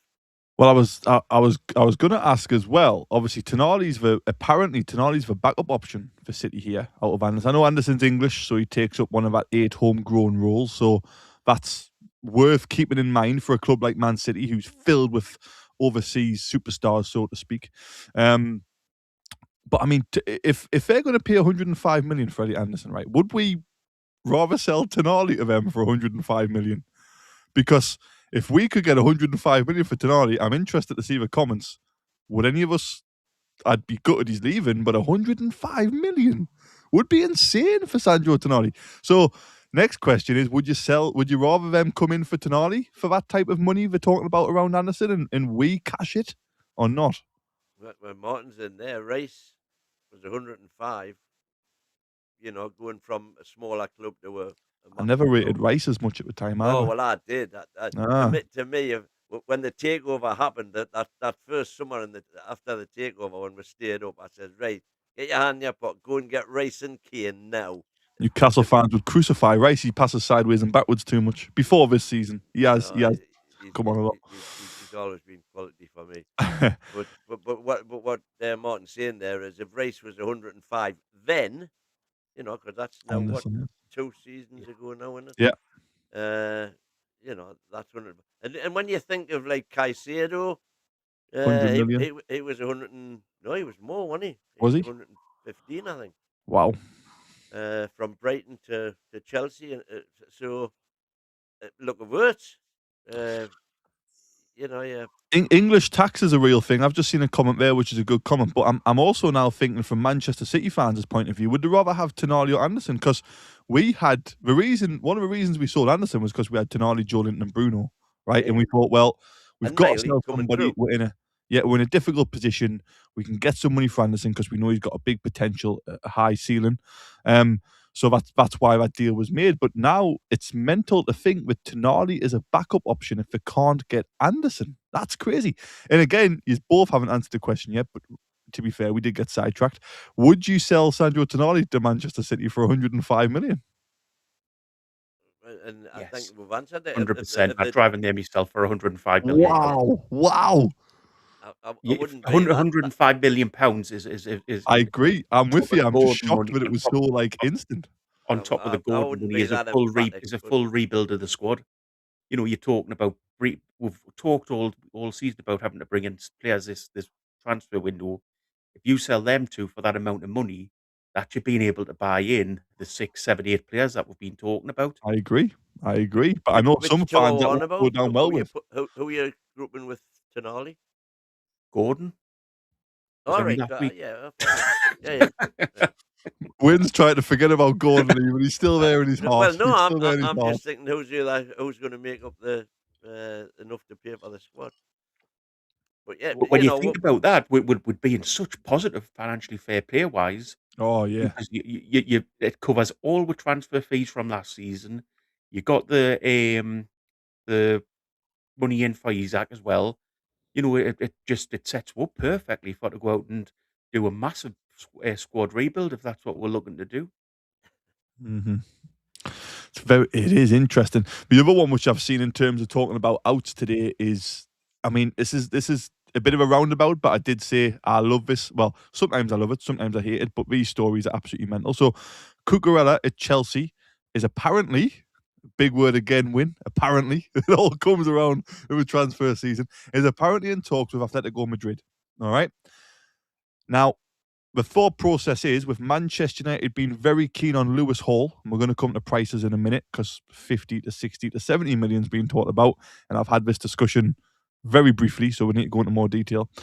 Chelsea are panicking a little bit and we don't want Manchester United to get Lewis Hall. We want him back. He's a homegrown player. He's not just an English homegrown player. He's an academy homegrown player, which you need 4 of in the Champions League, which is a big reason why Longstaff stayed for us when we got him the Champions League, all that stuff. So Chelsea apparently are willing to offload Cucurella to bring in Lewis Hall. Now, at this rate, and I know it's transfer news, I know it can be a whole load of rubbish, but at this rate, we could potentially be losing Tonali, Gordon, and Hall in one window. Tino is still getting linked away. We're going to come to the incomings next, by the way, after this discussion. But if Cucurella does leave Chelsea, what's the price tag on Lewis Hall? Because we're going to have to replace him. And do you think there's any truth in this? Hall to Chelsea, can you see it happening? Well, what's the price that's been rumoured? So the rumoured Manchester United price is... Obviously, you would like to go back to Spain, I would imagine. Yeah.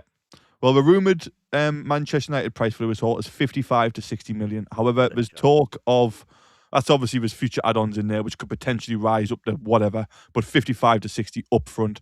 And then the Chelsea talk is they're so desperate to get him back that they would be willing to pay 70 to 75 up front in potential add-ons, but we don't know. I think once you start talking about 70, 75 million for a left back, I think your hands are tied. I think you've got to accept that type of money again. But I mean, can we afford to lose many of our... These are our better players we're talking about here. Gordon already gone. Tonali potentially off to City or Man United. Less likely Man U because I've just signed Edison. And then Lewis Hall potentially as well. I mean, I know it's transfer season, so I know it can be a bit over the top. But would it really surprise you? I mean, we lost Isaac and we didn't get Ekitike, and both of them things looked dead set this time last year. No, what I was questioning was how much is it allegedly that Atletico are paying for? Oh, for Cucurella. Cucurella? Sorry. It's between 40 and 50 million. And he's, what, 5 year older than... I think he's 27-ish. Am I right? 26? So more than 5 year older than Lewis Hall. Might be 26. So but apparently he wants to be away. It's a move back to Spain. It's a move back home. That's totally understandable. That brings a bit of price. That brings a bit of price off because the player really wants to go home, and you don't want to keep an unhappy player, as we learned with Alexander Isak knocking off 10, 15, 20 million.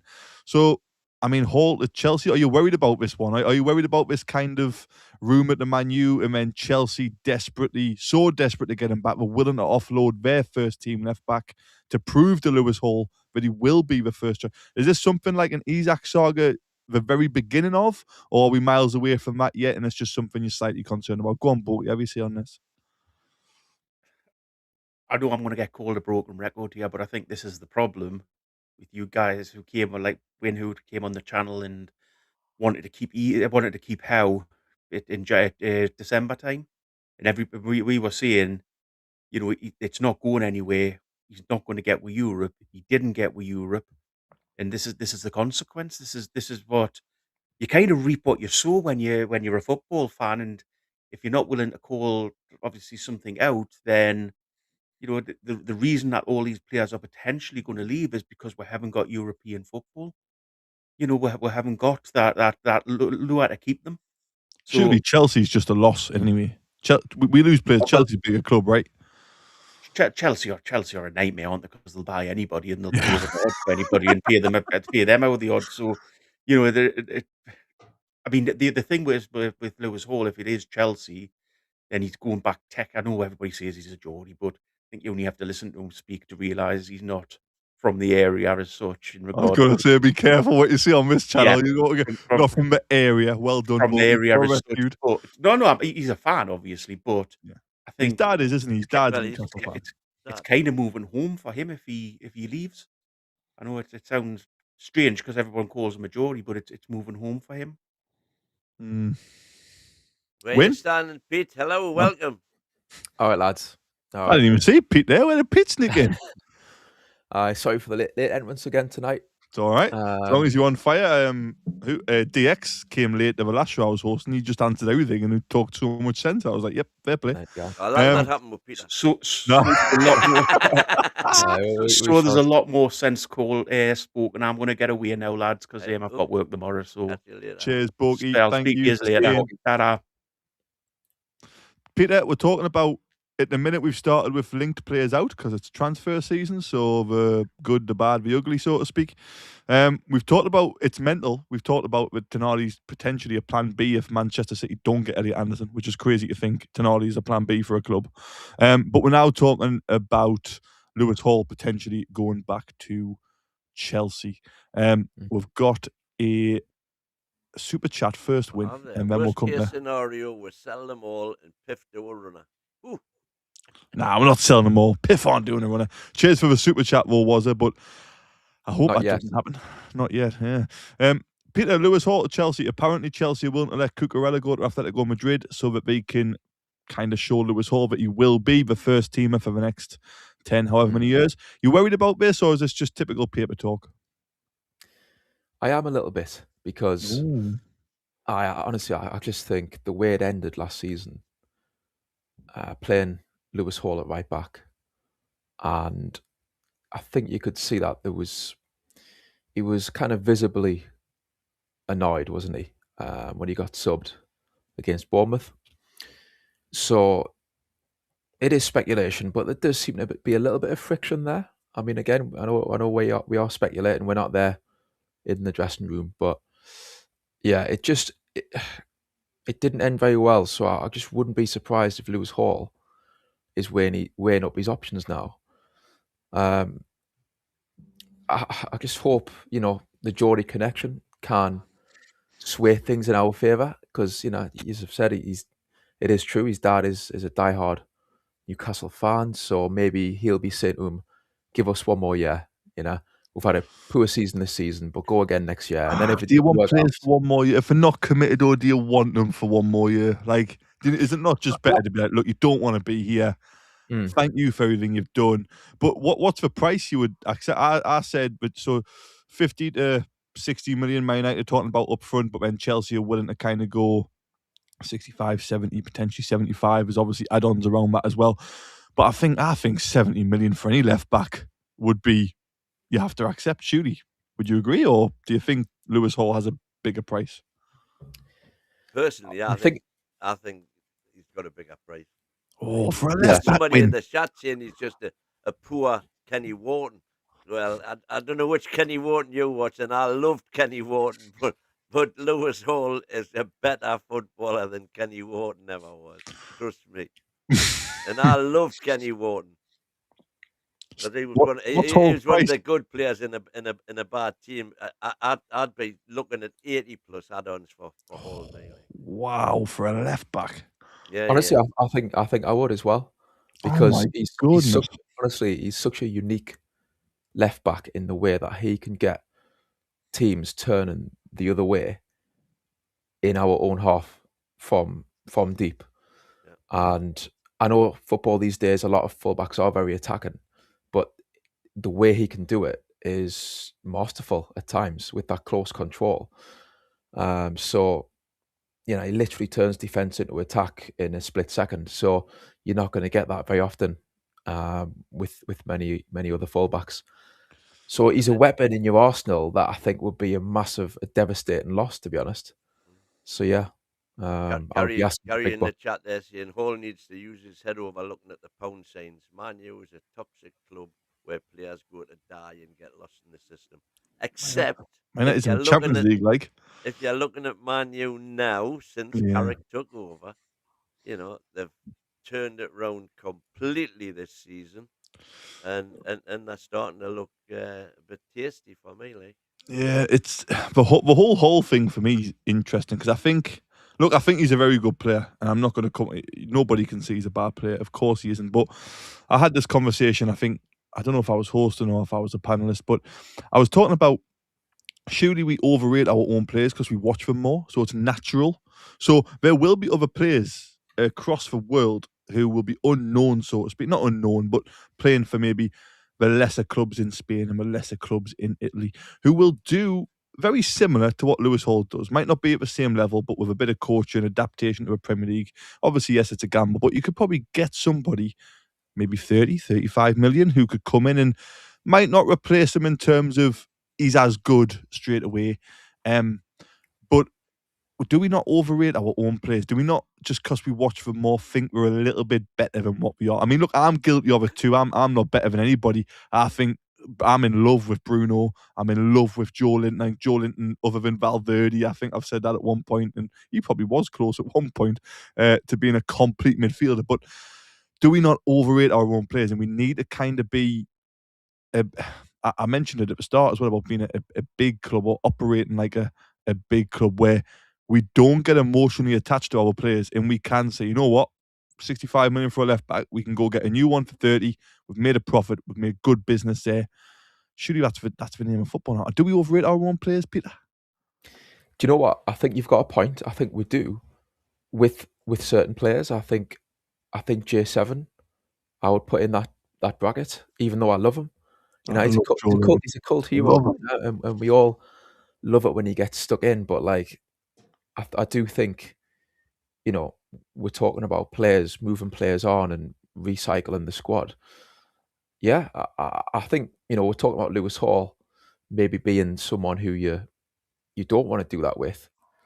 But I do take your point. I think even though I'm bigging them up, we do watch these players with black and white eyes, you know? Yeah, of course we do.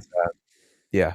But I do think as well that what you've said, I would apply more so to players like Joe Linton and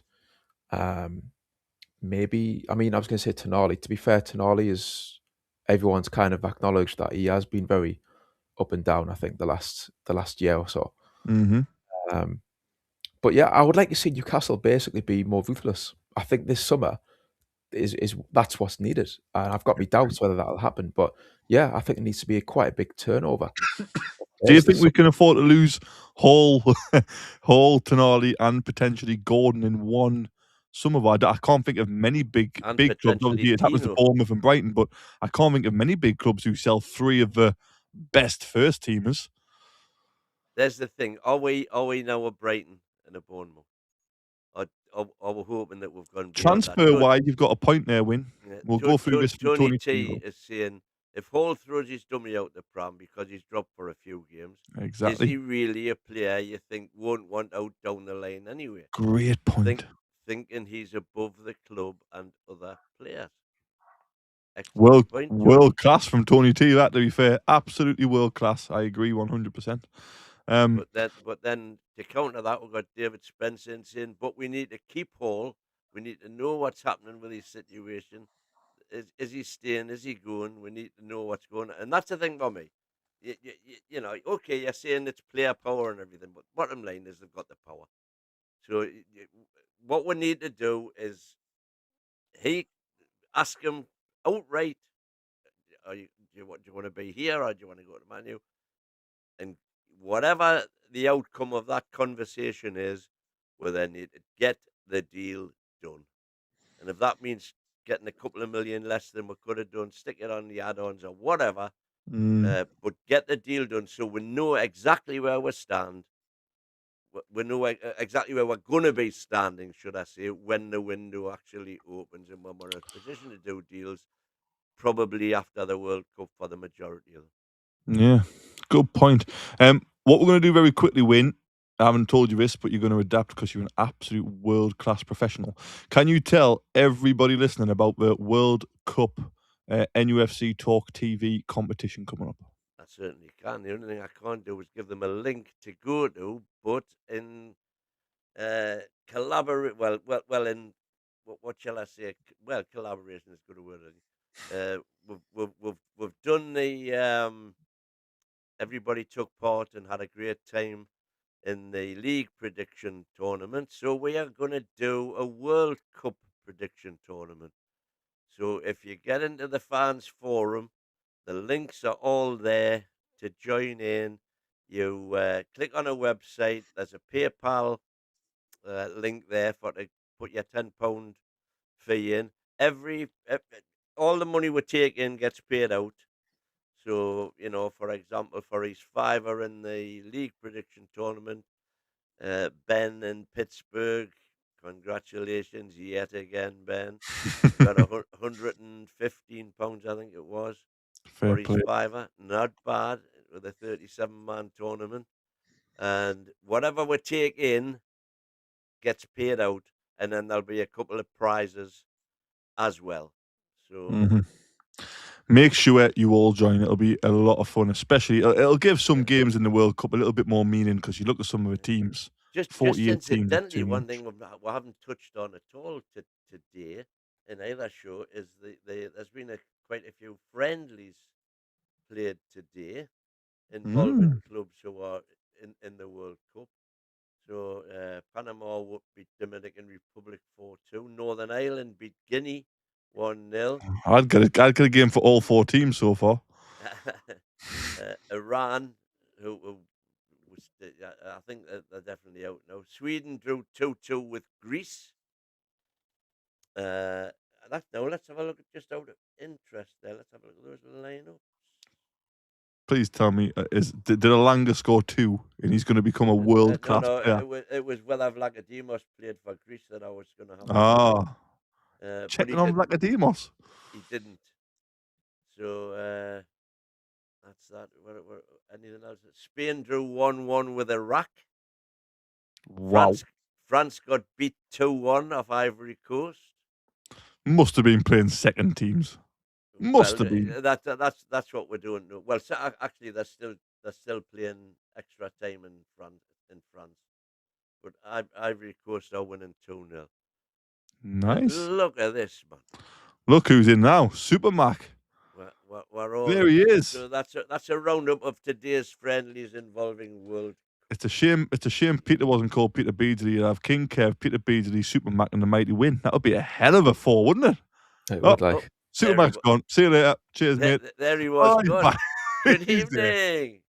Ian, you're just in time for the brand new discussion. We've got to move on because I can't believe how quick time goes when I'm hosting. So we've looked at some potential outgoings, and at this rate, Ian, all you need to know is we're losing almost everybody, right? So I guess what we're going to talk about next is this time last year, we were getting linked with obviously the Eketikes, the Mbuemos, the Sesko, not quite yet, but towards the back end. We're getting linked with like genuine, almost superstars right now.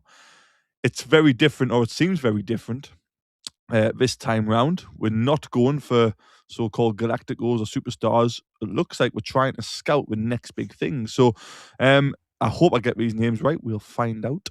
Zadok Yohanna has been linked, as has every other club in the world, apparently, with this guy. He's the next Neymar. I've watched him on YouTube, and I can't see any links to Neymar yet, but he might be better in person.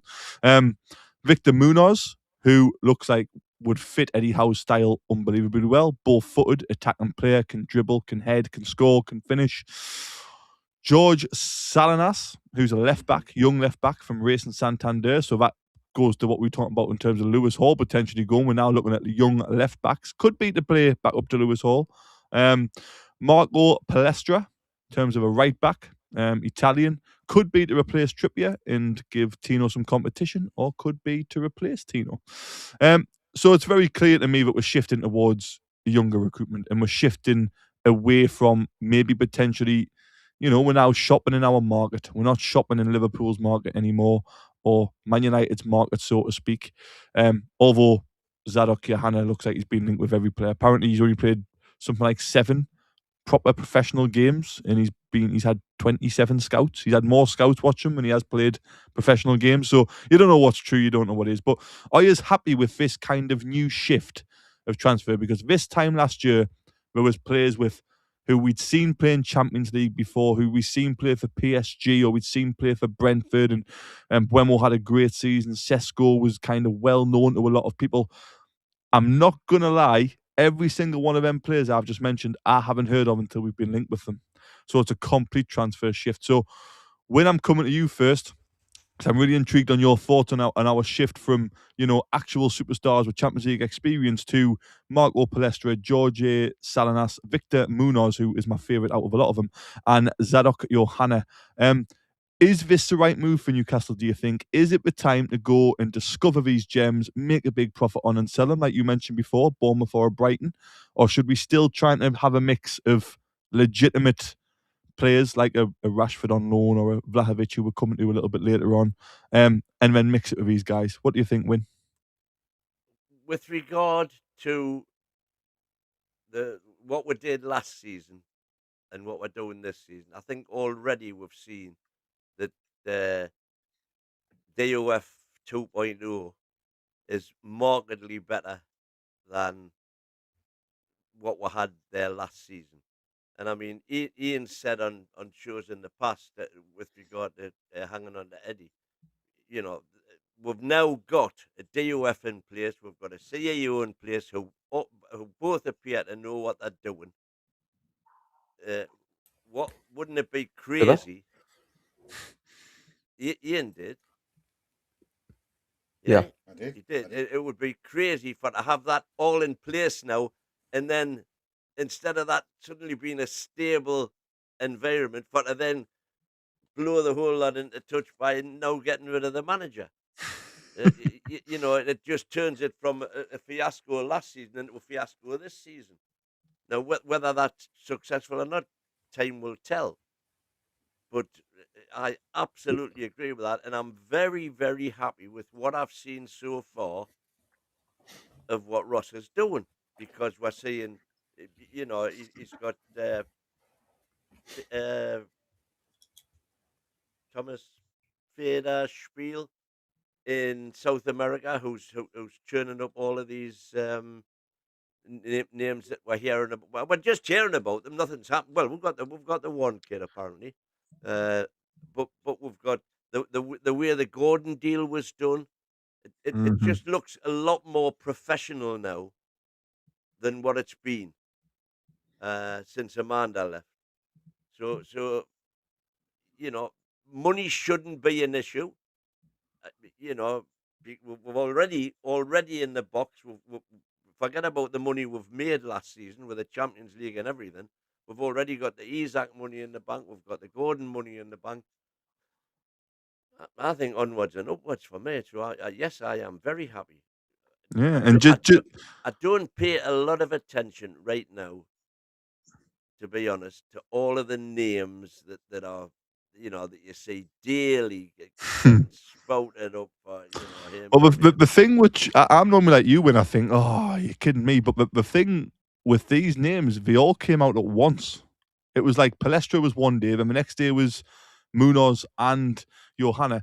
That Yohanna, when you look at this, I don't know if he's got an incredible agent or something, right? Because he's made 18 professional appearances across 25 and 26, 7 in 2025, 11 in 2026.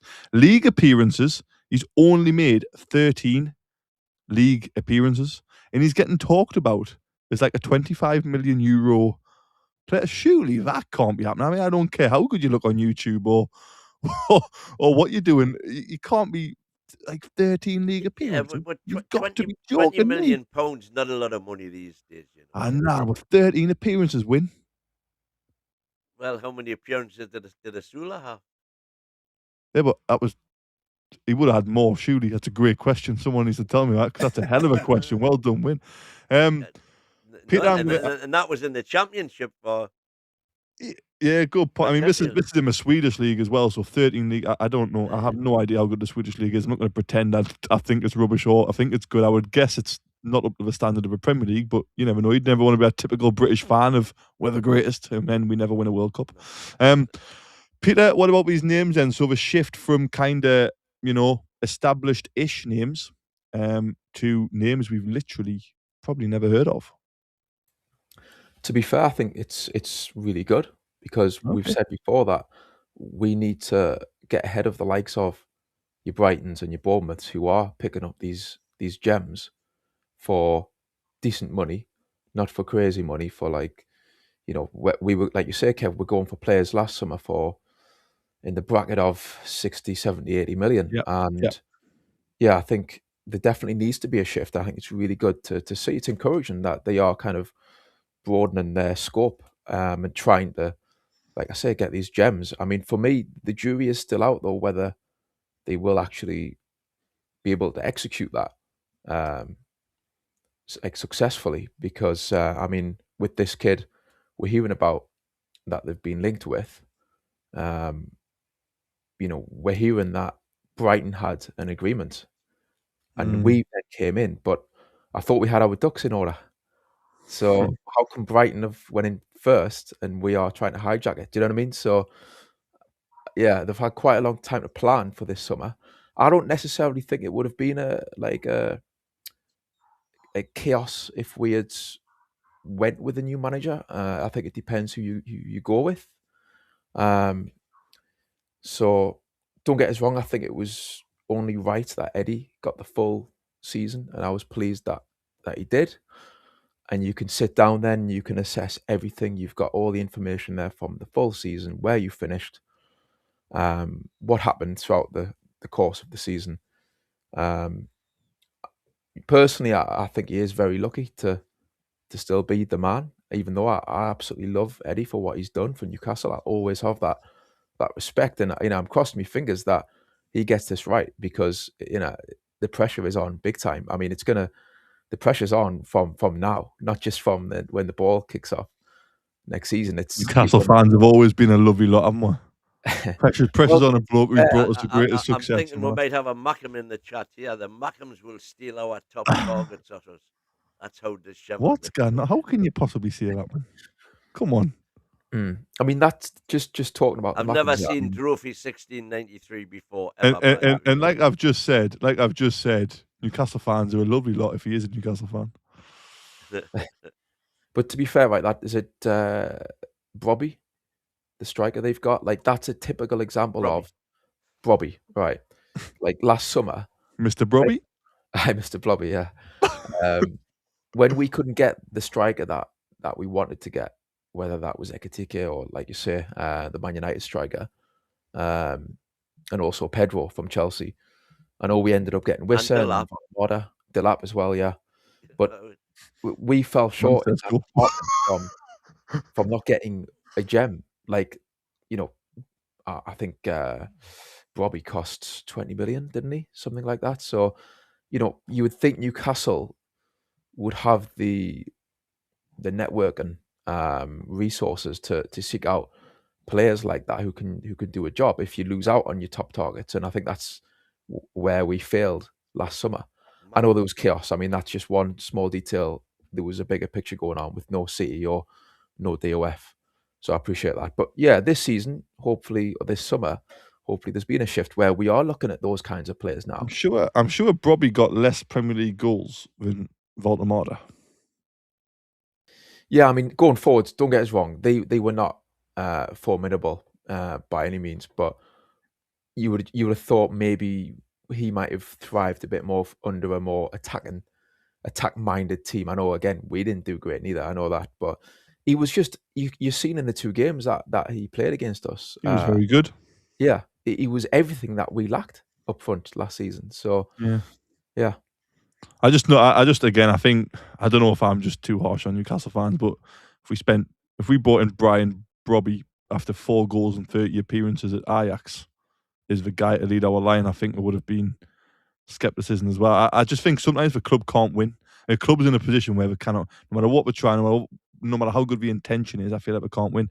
Ian, transfer shift from kind of recognised-ish players, not the finished article players like the Ekitiques and Masescos, etc., ones who were mentioned, João Pedro, to these type of players who, I mean, these type of players are always a little bit more exciting to sign sometimes because they could come in and be like a Ben Arthur or a Kabay or a Tiote and you end up loving them, or they could come in and be a Emmanuel Riviere or the many others we've seen completely fail. So how do you feel about the new shift? We hope that the... Sorry, that's not working very well, is it? Is that better? That's better. I'm pleased with it. I don't think we're looking dishevelled at all in this transfer market. I think the Gordon deal shows that we're really well organised. I thought, you know, Bayern Munich start playing funny buggers, bollocks. We'll sell him to Barcelona. We're not going to bother negotiating with Bayern Munich or trying to change at the last minute. But yeah, you hope that the guys that are on this list that we're going after have been scouted and aren't going to turn into a Riviere. But I mean, you've only got to look at the last 2 years in the Premier League to see, you know, Bournemouth buying new players, and after a season, is it Huysen off to wherever that was, and Real Madrid. Biani off to PSG, Kirkes into Liverpool. That's 3 guys that they recruited from nowhere that spent a season and then turned into about 180 million quid between them. We've got to do that. I think we seem to getting linked to so many different players. I mean, when the 15th comes along and the window opens and we're announcing 4 signings, that would be fantastic. But there's so many that we're being linked with, and they all look exciting players. I like both these 2 Spanish lads. Both these 2 Spanish lads. Munoz is my favourite by an absolute mile, and I'm not going to pretend I've seen him. I just obviously you put them on YouTube, don't you? But on YouTube, he looks like one of the best players. He's obviously not, but he looks like one of the best players in the world. I remember Albert Luque looking this good on YouTube, so I've got to be a little bit reserved. Highlight reel. Yeah, I've got to be a little bit reserved in terms of watching people's highlight reels. But Mercury Dame, by the way, thank you. Mercury Dame celebrates 18 months membership. I think it's expectation management by the club. It is. I think it's a good thing. I agree. Tony T's in as well, just saying that there's a super chat for You didn't put a comment in at all, Tony. But thank you for your super chat. Thank you, Tony T. Well, keep the super chats coming in. We need them. We need all the support we can get. Like, subscribe, do everything you can. I'm going to ask you. Go on, Minnie. I was just going to say to finish off. I mean, you've got to really have your ear to the ground to pick up some Nigerian lad that's played 11 times this year. But I think that shows good opportunism if they've got wind of this, that Brighton have talked to and they've got an agreement with him that they're going to go and check him out. And if he looks good, dive in, try and pinch him. We've had people pinched from under our noses because we've dithered a little bit. He must be good. He must be good. And he's not. The thing is, it's not fortunes. What I said way back when people were saying that Howe must go because of the results, and I think he is lucky given the results he's had that he's still in position. But I always thought underpinning all of that is that they've done so much work for this transfer window for a team that he is going to coach that it is ludicrous to get rid of him before you've gone through the window and brought the players in. He's got if he's got a full week with them all every week next year, that's a perfect time for him to bring young players on, for him to bring the improvement that we've seen in the early seasons when he got these. But when he inherited the championship team, really, and he's converted some of them into Premier League players, no problem. So will he bring them on though, Ian? These younger players. He has done before. I'm not sure. He has done before. When we were talking about that last night on the Nigerian lad, someone pointed out all of the young players that he's brought through and developed, like Livramento and Hall and Miley and Anderson. They're all English. Yep. The Nigerian lad must speak really good English because I think English is the first language in Nigeria. So I don't think you can condemn him for not bringing foreign players on, because a lot of his best signings have been foreign players. He brought Isak on. Isak, he had 6 goals or something at Sociedad in his last season when he came to us, and look what we sold him for. He brought Isak on massively. I think the problem is we sometimes get caught up in the ones which don't work, and that's just human nature. That's not blaming Newcastle fans. I mean, we always get caught up in the failures of somebody or something or life or ourselves, and we never really celebrate the successes. But I mean, you've mentioned there Tino, Hall, Anderson, Miley, Gordon, another young player he kind of developed into looks like what could potentially be a superstar. Alexander Isak, another one he developed. Even if you look at the non-younger players, the likes of Jacob Murphy, Fabian Shaw, he's developed. Joe Willock had two or three very good seasons under Howe. So he definitely, I mean, this whole thing about I see things put in all the time, and it does mind. And I spoke to Win about this before, especially in some of the group chats wherein he can't coach, and I just think he can't possibly say that. It's simply not true. It's just lying. That's all that is. So it's interesting. Just out of interest, did you see the club's video that they put out on Park Sung-soo? Oh, the academy one, yeah. Yeah, that was really interesting. You know, when they were showing you the coaching lessons after on the pitch and after the pitch and all that. Yeah. And again, his English is leaves a lot to be desired, and he's working hard on it, kind of thing. So what I was going to say on that, just to get back there, Win, was that it's not all these. I mean, it's great that there's so many young potential superstars we might be in for. I still keep hearing us being linked with your Delaps and with Bowen. There's a lot of people talking about Bowen, that he might go, should be in for him. So I think that's what they need to do. They need to respond, don't they, to where the best players that can get us where we want to be are, however old they are, wherever they're playing. We didn't do that last year, probably because Howe had all to do himself. He just really was looking at established Premier League players. And we got outbid for them. For virtually everyone that was available, we went for, and we didn't get. So I think it'll be a mix of all of it. I'll tell you one thing, I think, though, he's got to have a really good start. It's a big summer to bed all these new players, young players in and be effective, because I think he needs a really good start at the start of the season, because I don't think the crowd will be, or the board will be as forgiving if he starts indifferently, shall we say. If he's not won 5 or 6 of his first 8 games, I think we'll all be asking him questions. We will. That's true. I think he used all of the credit in the bank up. Yeah, And he's very much living on some borrowed time. Now, he could put together a team of unknowns, of half a dozen unknowns, and start really well, and we'll all be back in love with him by the end of August. And that'll just be a fantastic season. We kick off all right. We're in the top 6 at the end of August, and we stay there all season because he's only got one game a week to play. That's what they're hoping is going to happen. Which is what Man U have got this season, by the way.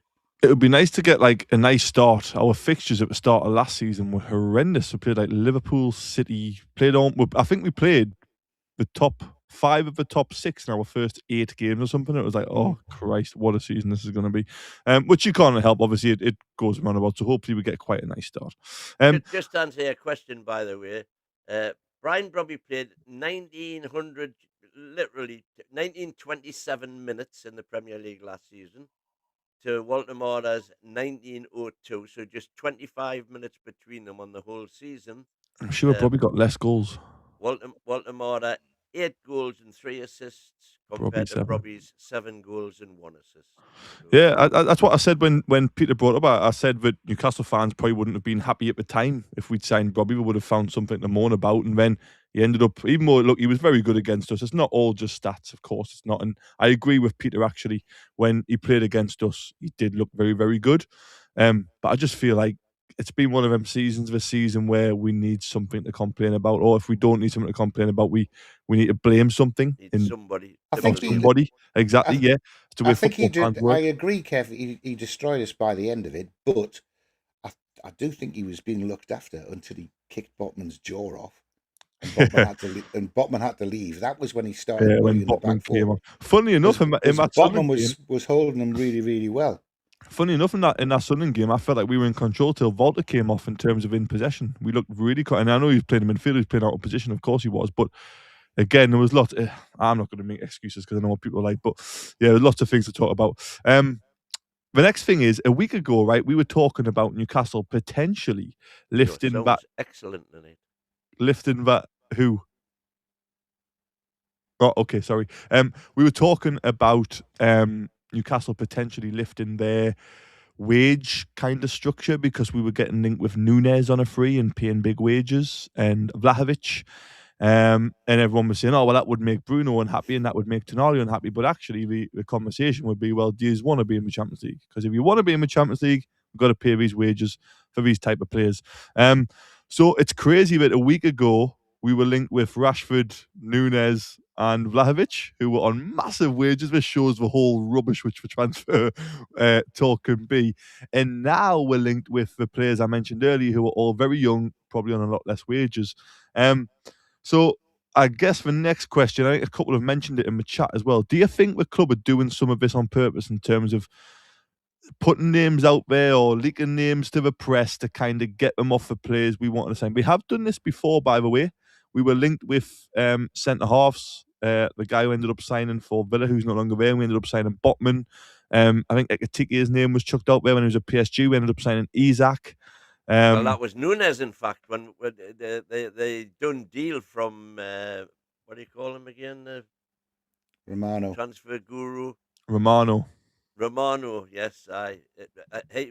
We were going for Paqueta, and we got Bruno. We were going for Nunez, and we got Isaac.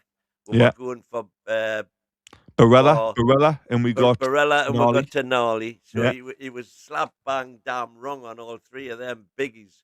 I think the club were playing him a little bit, yeah. Do you think there's an element of this happening here with, because like I say, a week ago it was a completely different story. It was a completely different conversation we were having around free transfers, so, you know, no fee, but massive wages, to now talking about 25 millions, 20 millions with lower wages. So, and again, Rashford's linked all the time in terms of loans. He's been linked again today. Is the club playing the media a little bit, or am I giving the club too much credit here, Peter? There might be, to be fair. I think the club will be well aware of the scrutiny and the pressure that's going to come with this summer and this transfer window. So I wouldn't put it past them doing that. No. But yeah, I think it's yeah, maybe a tactic that they can put out there early doors. But yeah, I think it is going to be very interesting to see how it pans out ultimately, because obviously you've got the World Cup coming up, and that is going to potentially make things a little bit more difficult for everyone, for every club deals. So yeah, we'll see. We'll see. I think, yeah, I think part of it is that, like I say, just they will know that there's a lot of pressure, and they're maybe trying to put some things out there to just to reassure fans that we are in for players, and we are, there's activity going on behind the scenes. But time will tell, Like I said earlier, for me, the jury is still out, as to whether they can be effective in this transfer window. I think it's going to be maybe a tough one, with no European football. That's far too much positivity there, Peter. I need to balance it out, I need to balance this out because I think we are, we're potentially heading down a very rocky road, and I'm just going to put that out there. I can only say what I see, but yeah. Say what you see. Say what you see. I think I do think shopping in this market means that not having Europe is negated a little bit, because if you're the left back from the 19-year-old left back from second division Racing Santander, and Newcastle come in to ask you to come play in the Premier League, Salinas. Yeah, not sitting there going, "Oh, well, you're not in the Champions League. I don't think I'll bother." I'm gonna stick with the club I'm in and go and try and battle against relegation in the Spanish First Division next year. You're not. So I think they're shopping in the right market for that to be negated. And traditionally it's the market that Bournemouth and Brighton have found their gems in, because they've never had European football to offer to bring teams in. I know they have next year, but that's the right thing to do. It takes away a big negative. Thing is, we've been linked with so many, we can't possibly be signing them all. So maybe there's so many that we're getting linked. There's some truth in the club playing the market then. Yeah. I mean, I've seen about 5 or 6 done deals from the French goalkeeper at the end of last week. He's like Real Madrid now. Both these Spanish guys today are a done deal. The Nigerian fella who was going to sign for Brighton has had his head turned, and that's just about done. I mean, we can't get all of them, can we? Don't dispute them. Thank you for your £5, bud. I'd rather the club keep their true targets quiet. I agree. So the cartel can't poach them. I prefer that. I hope they are keeping all the true. I mean, there's a couple of them I've heard where I hope they are true targets, but it's interesting. Well, again, when we go back to our, big success stories, your Brunos, your Isaacs, your Botmans, they were all, there was barely a word said about any of them until the deal was done, and that to me was superb. Yeah, I think that was credit to the I've said before on here that when the club, and I'm not going to get into Eddie debate, but when the club have structure above the manager, I think we've had pretty good signings, pretty good transfer windows. It's when there's been absolute carnage of either links to England or because there was a time Newcastle fans were desperate not to lose Eddie when he was getting linked with England. That was carnage that summer. And then there was carnage with Alexander Isak and the kind of stories coming out when the refusal to play, and then going to Liverpool and the last minute panic buy. So I think when it's calm, not that it's calm in terms of the fans at the minute. Well, I think it probably, do I dare say on here that the majority of Newcastle fans are quite calm before getting attacked. So I think when the structure above the manager, I think we normally have a good window. That's what keeps me positive. Going back there, I think, to be fair, Peter brought up a valid point in terms of trying to keep a balance, and I'm a little bit excited about this one. So when you can answer the same question about other club doing this on purpose to kind of keep the cartel off us, like but also, are you excited for this window? I'm excited. Yeah. Kim comes in there. He's in 90% of the stories are manufactured by lazy, mindless media and by greedy agents. I would just add to that, lazy, mindless media. They've got to find something to write about. And Newcastle has always been fertile ground for, sowing seeds of negativity and doubt.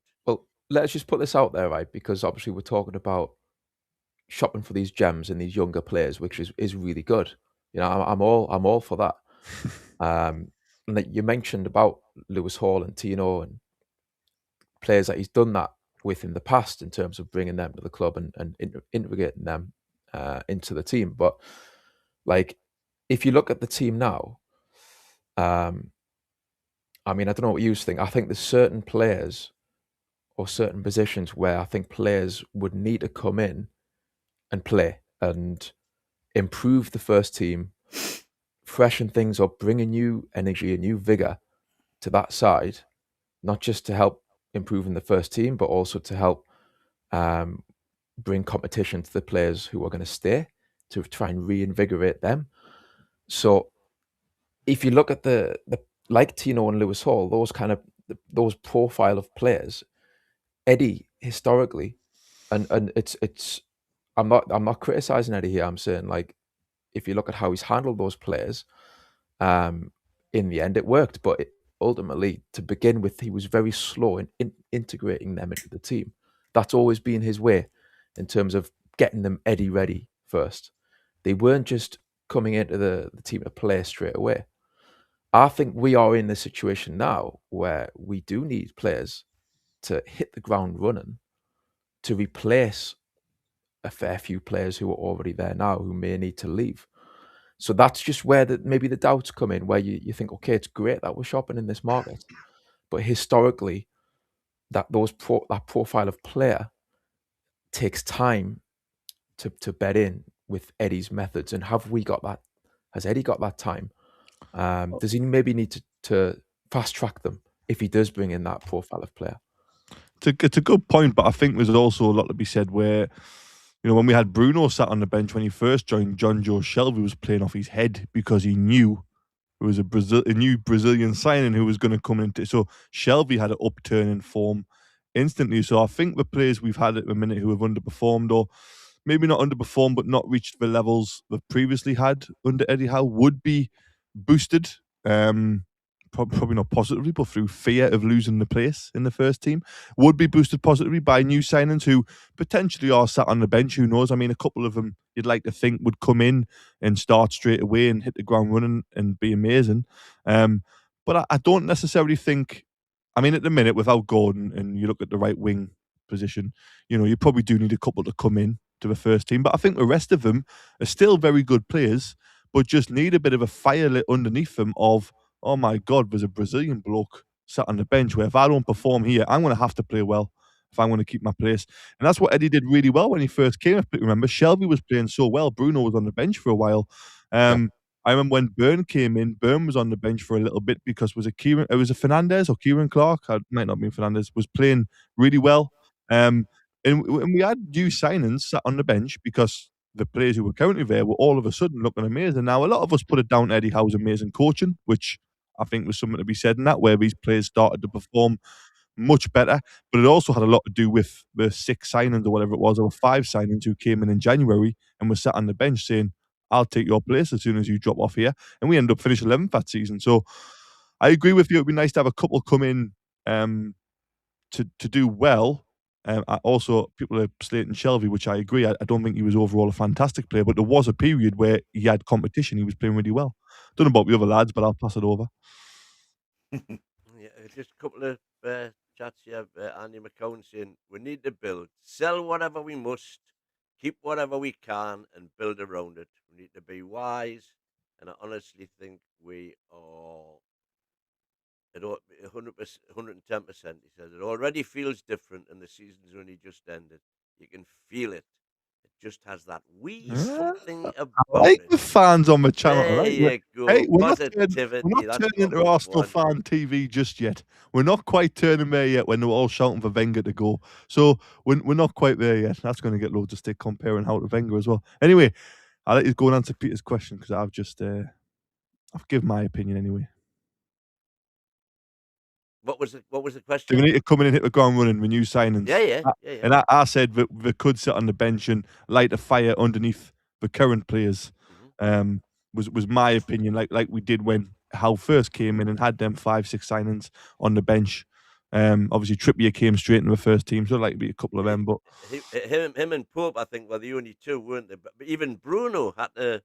that's what I was saying. But by the way, they have all said since that they now realise they were nowhere near the fitness levels they needed to be then to play Eddie football. Well, I was going to say that as well, Wayne. I mean, and that's key to get these guys in early, so they're there on day one of the pre-season, and they get half a dozen games and 6 to 8 weeks of training. Unlike Wisser, they didn't get a full pre-season, so yeah, good point. Howe will have a very good idea then who's ready to go in the first game, who needs another 3 months of fitness training before they're ready to start. So yeah, I mean, that's why I'm encouraged by all of these players in positions that we need to strengthen in, that we're getting linked with.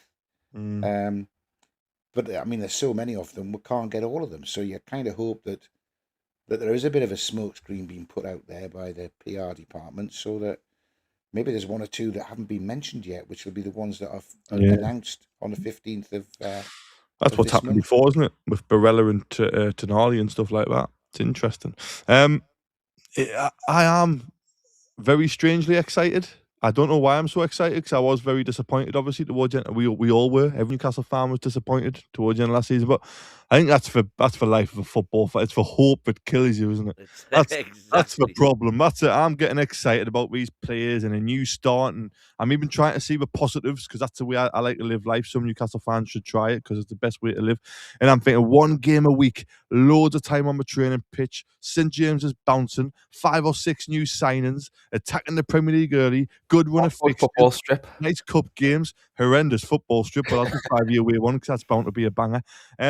And I'm thinking, right, here we go. I'm getting excited, and the World Cup's coming up, so I'm going to enjoy that. And we get Man City home, Liverpool away, Man United home, Brighton away, and some Bournemouth away or something, and we lose 4 of the first 5. And I'm sat here thinking, I don't know what to say anymore. So that's part of being a Newcastle fan, I guess. But hopefully that doesn't happen. I'm going to chuck a couple of questions at you now, because this happens every year. I've kind of realised these things. I mean, I'm not. I think I'm probably the 3rd oldest on this panel.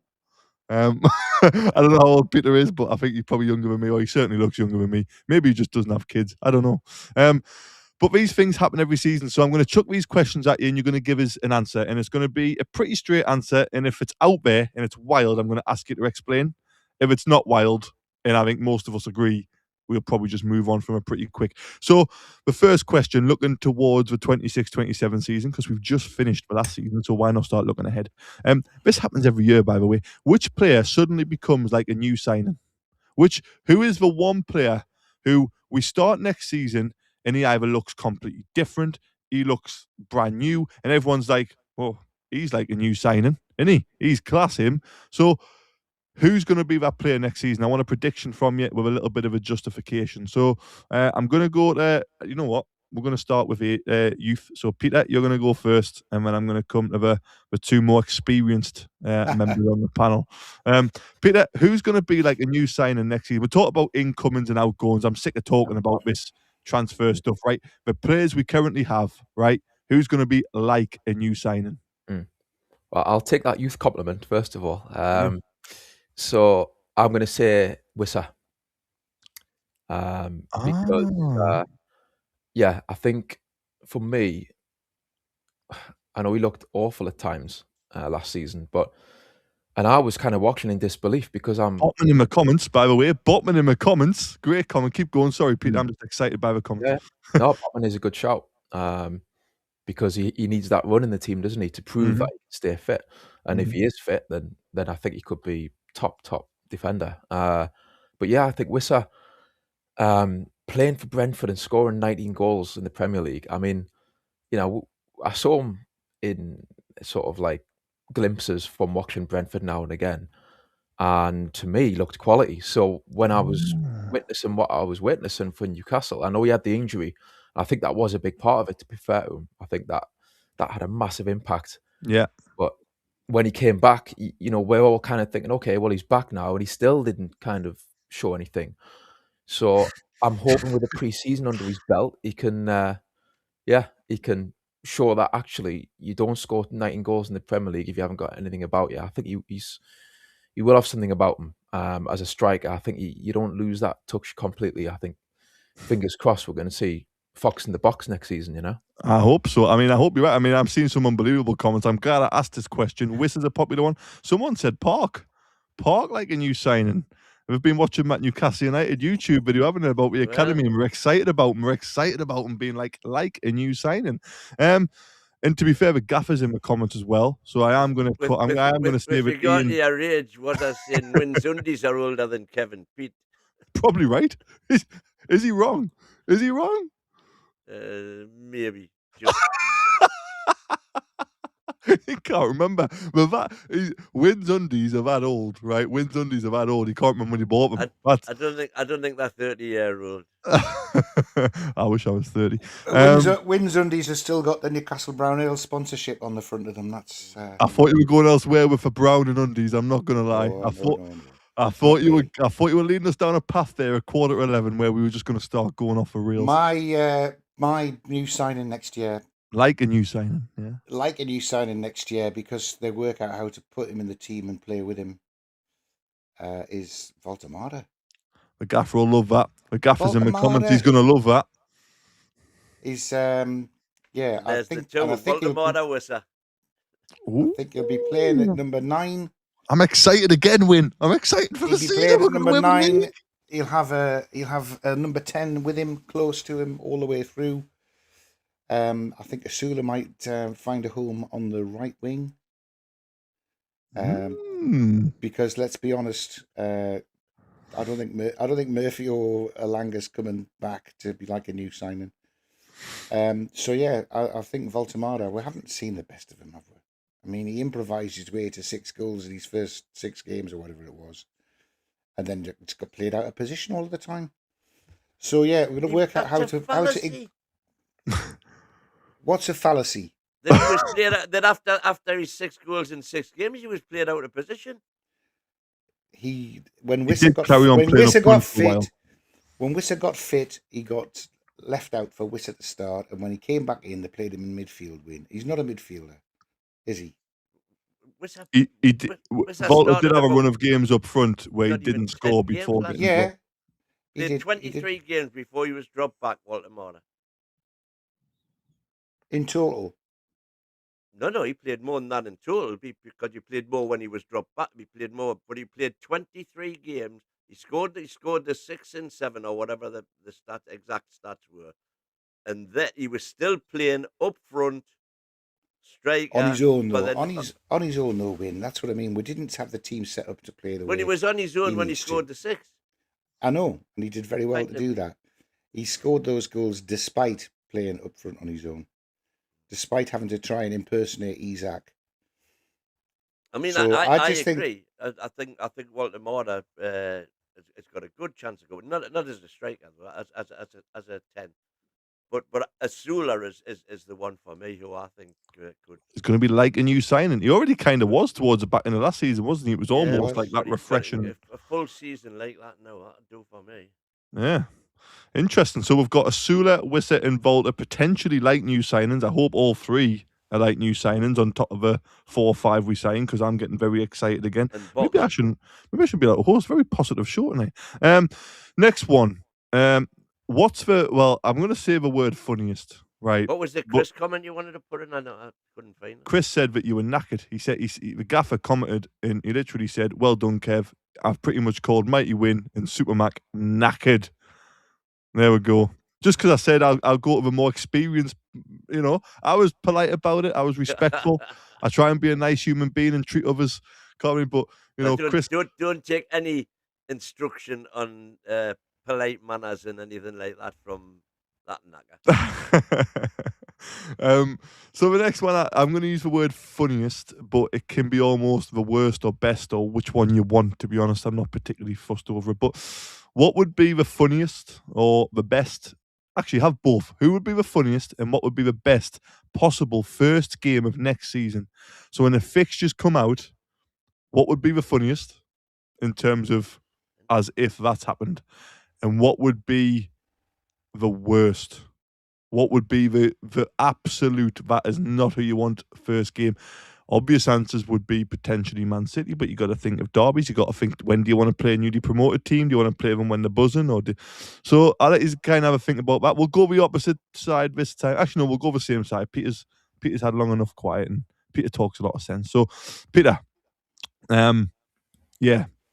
But you can kill two birds with one stone with this one. I think, go on, man. I think the Mackems at home.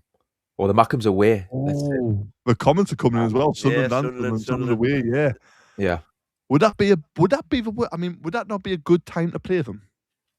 It could swing that way, but we'll be desperate. We'll have new sign. It'll be a nice buzzer. It's better than going and playing Sunderland. It's better than going to play Sunderland. Like when there's loads of negativity around the club, and Sunderland are either flying high and we're not doing so well, or Sunderland are down the bottom and they have no expectation because we're 19th and we're struggling to balance Europe, and then they come and beat us. I think it might be the best time to play Sunderland. Or another good time to play Sunderland would be after European game, because we might not be able to balance that. Sunderland's a popular answer. Arsenal away, that would be horrendous. That would be a terrible. Yeah. Unless you get a draw or you beat them, and then you've kicked off the season. Yeah, it's a good really, point. really well. I think Mackems would be the kind of the funniest, as in, like, I can't believe that's happened. I think Man City away would be like, yeah, that would be tough. That would be like, oh, mate, like kicking the bollocks sort of thing. So, yeah. I must admit, Michael's put a comment in there. He's put two good comments in. He's put, got to say the panel tonight has really lifted me from last night's panel's negativity. I don't know who was on last night. That's not a dig at them. But I'm glad we've lifted you, Michael, right? I'm glad you're having a good time. That's what this is about. And the other one he put in was, we don't want Sunderland in the first 6 games. That's interesting as well. Funny one would be Coventry away. Oh, my God, the expectation. That's a great shout. Imagine our first game being Coventry away and we don't get 3 points. Jesus. Win, I'm gonna reverse for you. I'm gonna go Win, then Super Mac. Win, what's the funniest / worst possible first game of the season? The funniest, I think, would be the Mackems. That would be a mental. Imagine the build-up. The build-up would be for months. It would be a month-long build-up to a derby. Why can we not just have you've got to be careful which team you pick now, No easy games.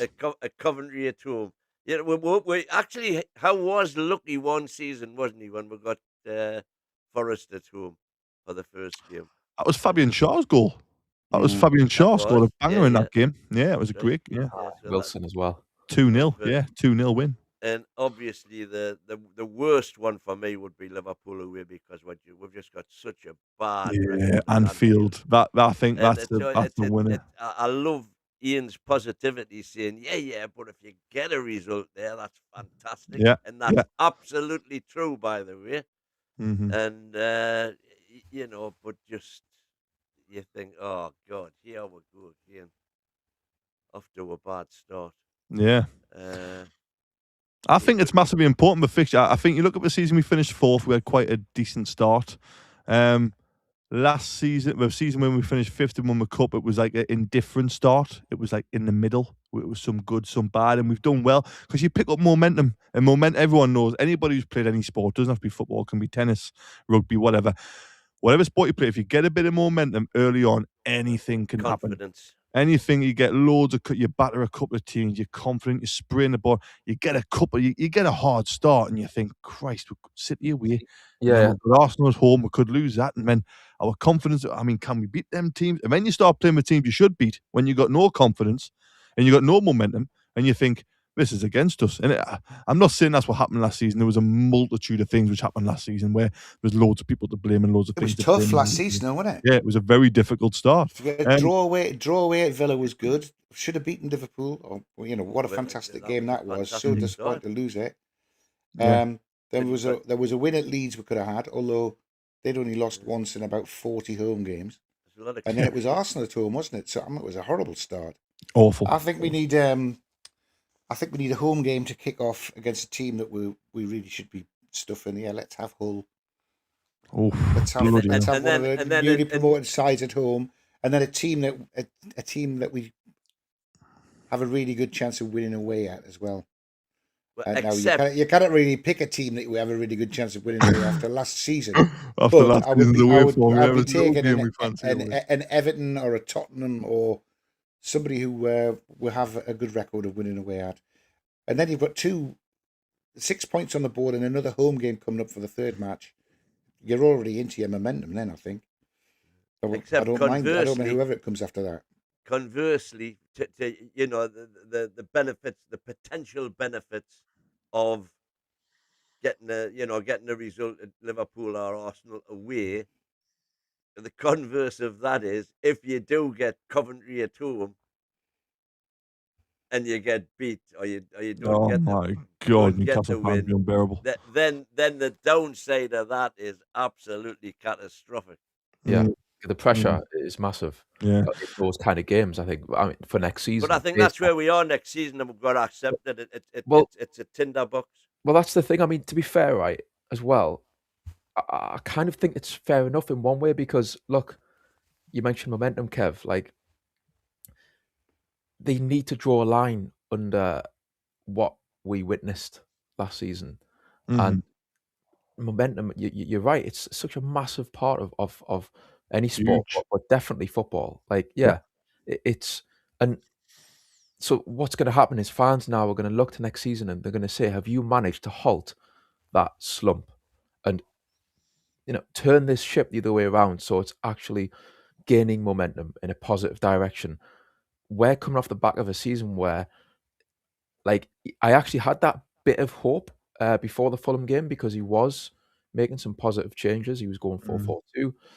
And then the Fulham game, for me, was... Never judge anything on the last game I've ever seen. No, players are on holiday thinking about not getting into the World Cup. Well, that was important enough for me that they did show something in that match, that they drew a line under... It really happens. Well, to be fair, though, I think the way the season was going, they had to kind of like end it on a better note than that because the kind of shambles that we'd seen, I think Eddie had managed to turn that around temporarily for those games we saw. Brighton at home, West Ham at home, Forest was okay away from home, but as I said, the main thing is he was playing two strikers, he's playing 4-4-2, and I was loving that.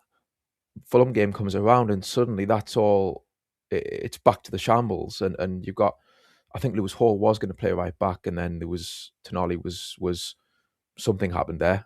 He dropped out, so then it was wing backs, and they played like they played.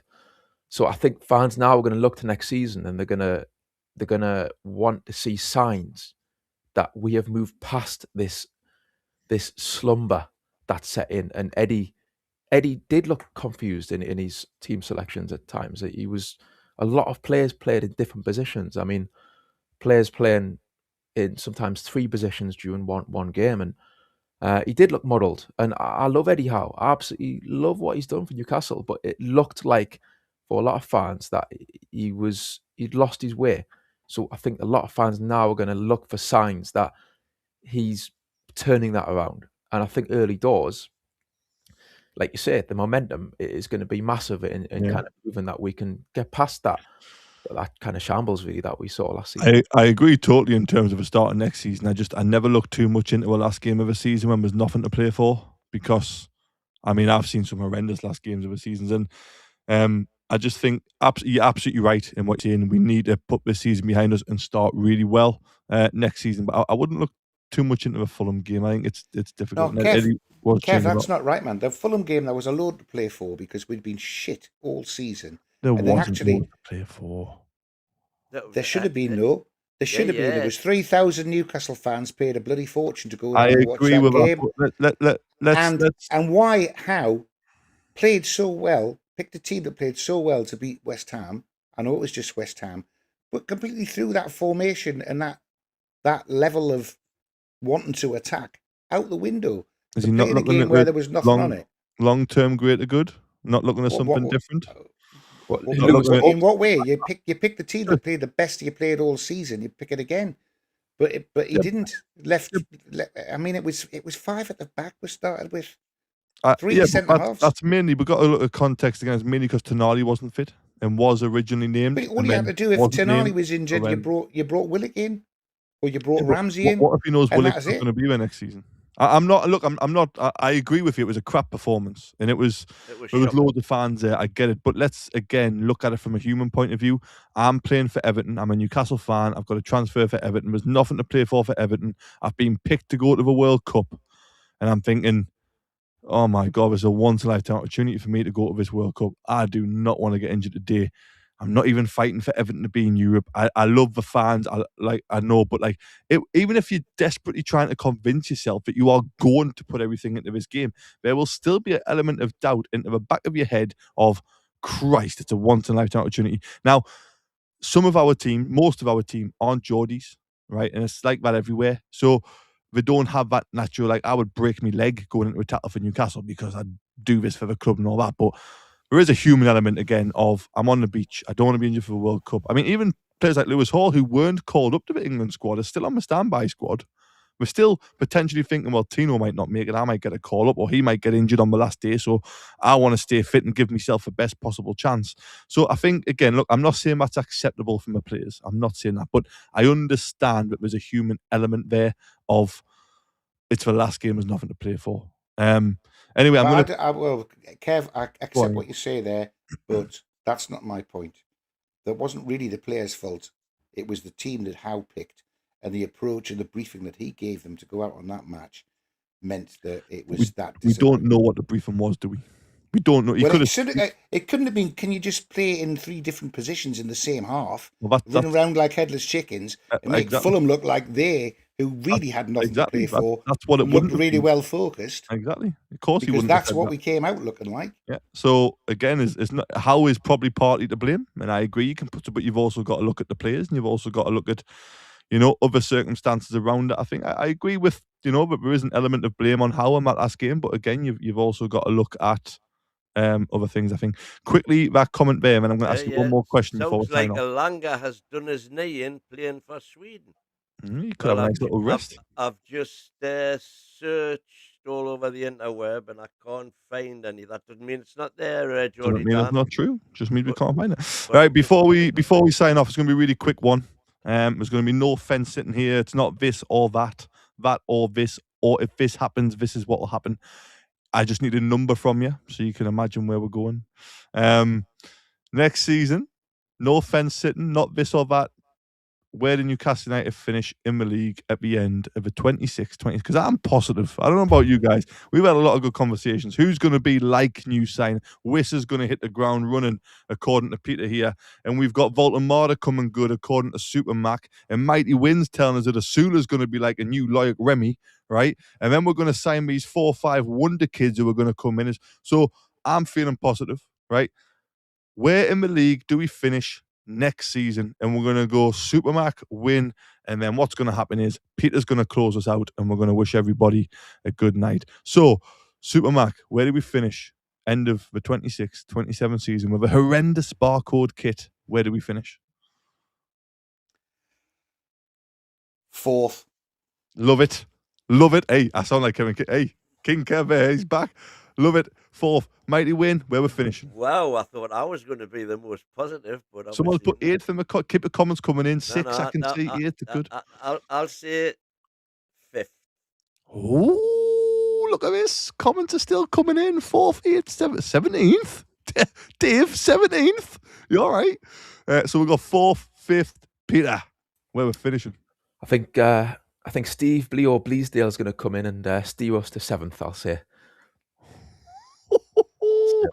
7th.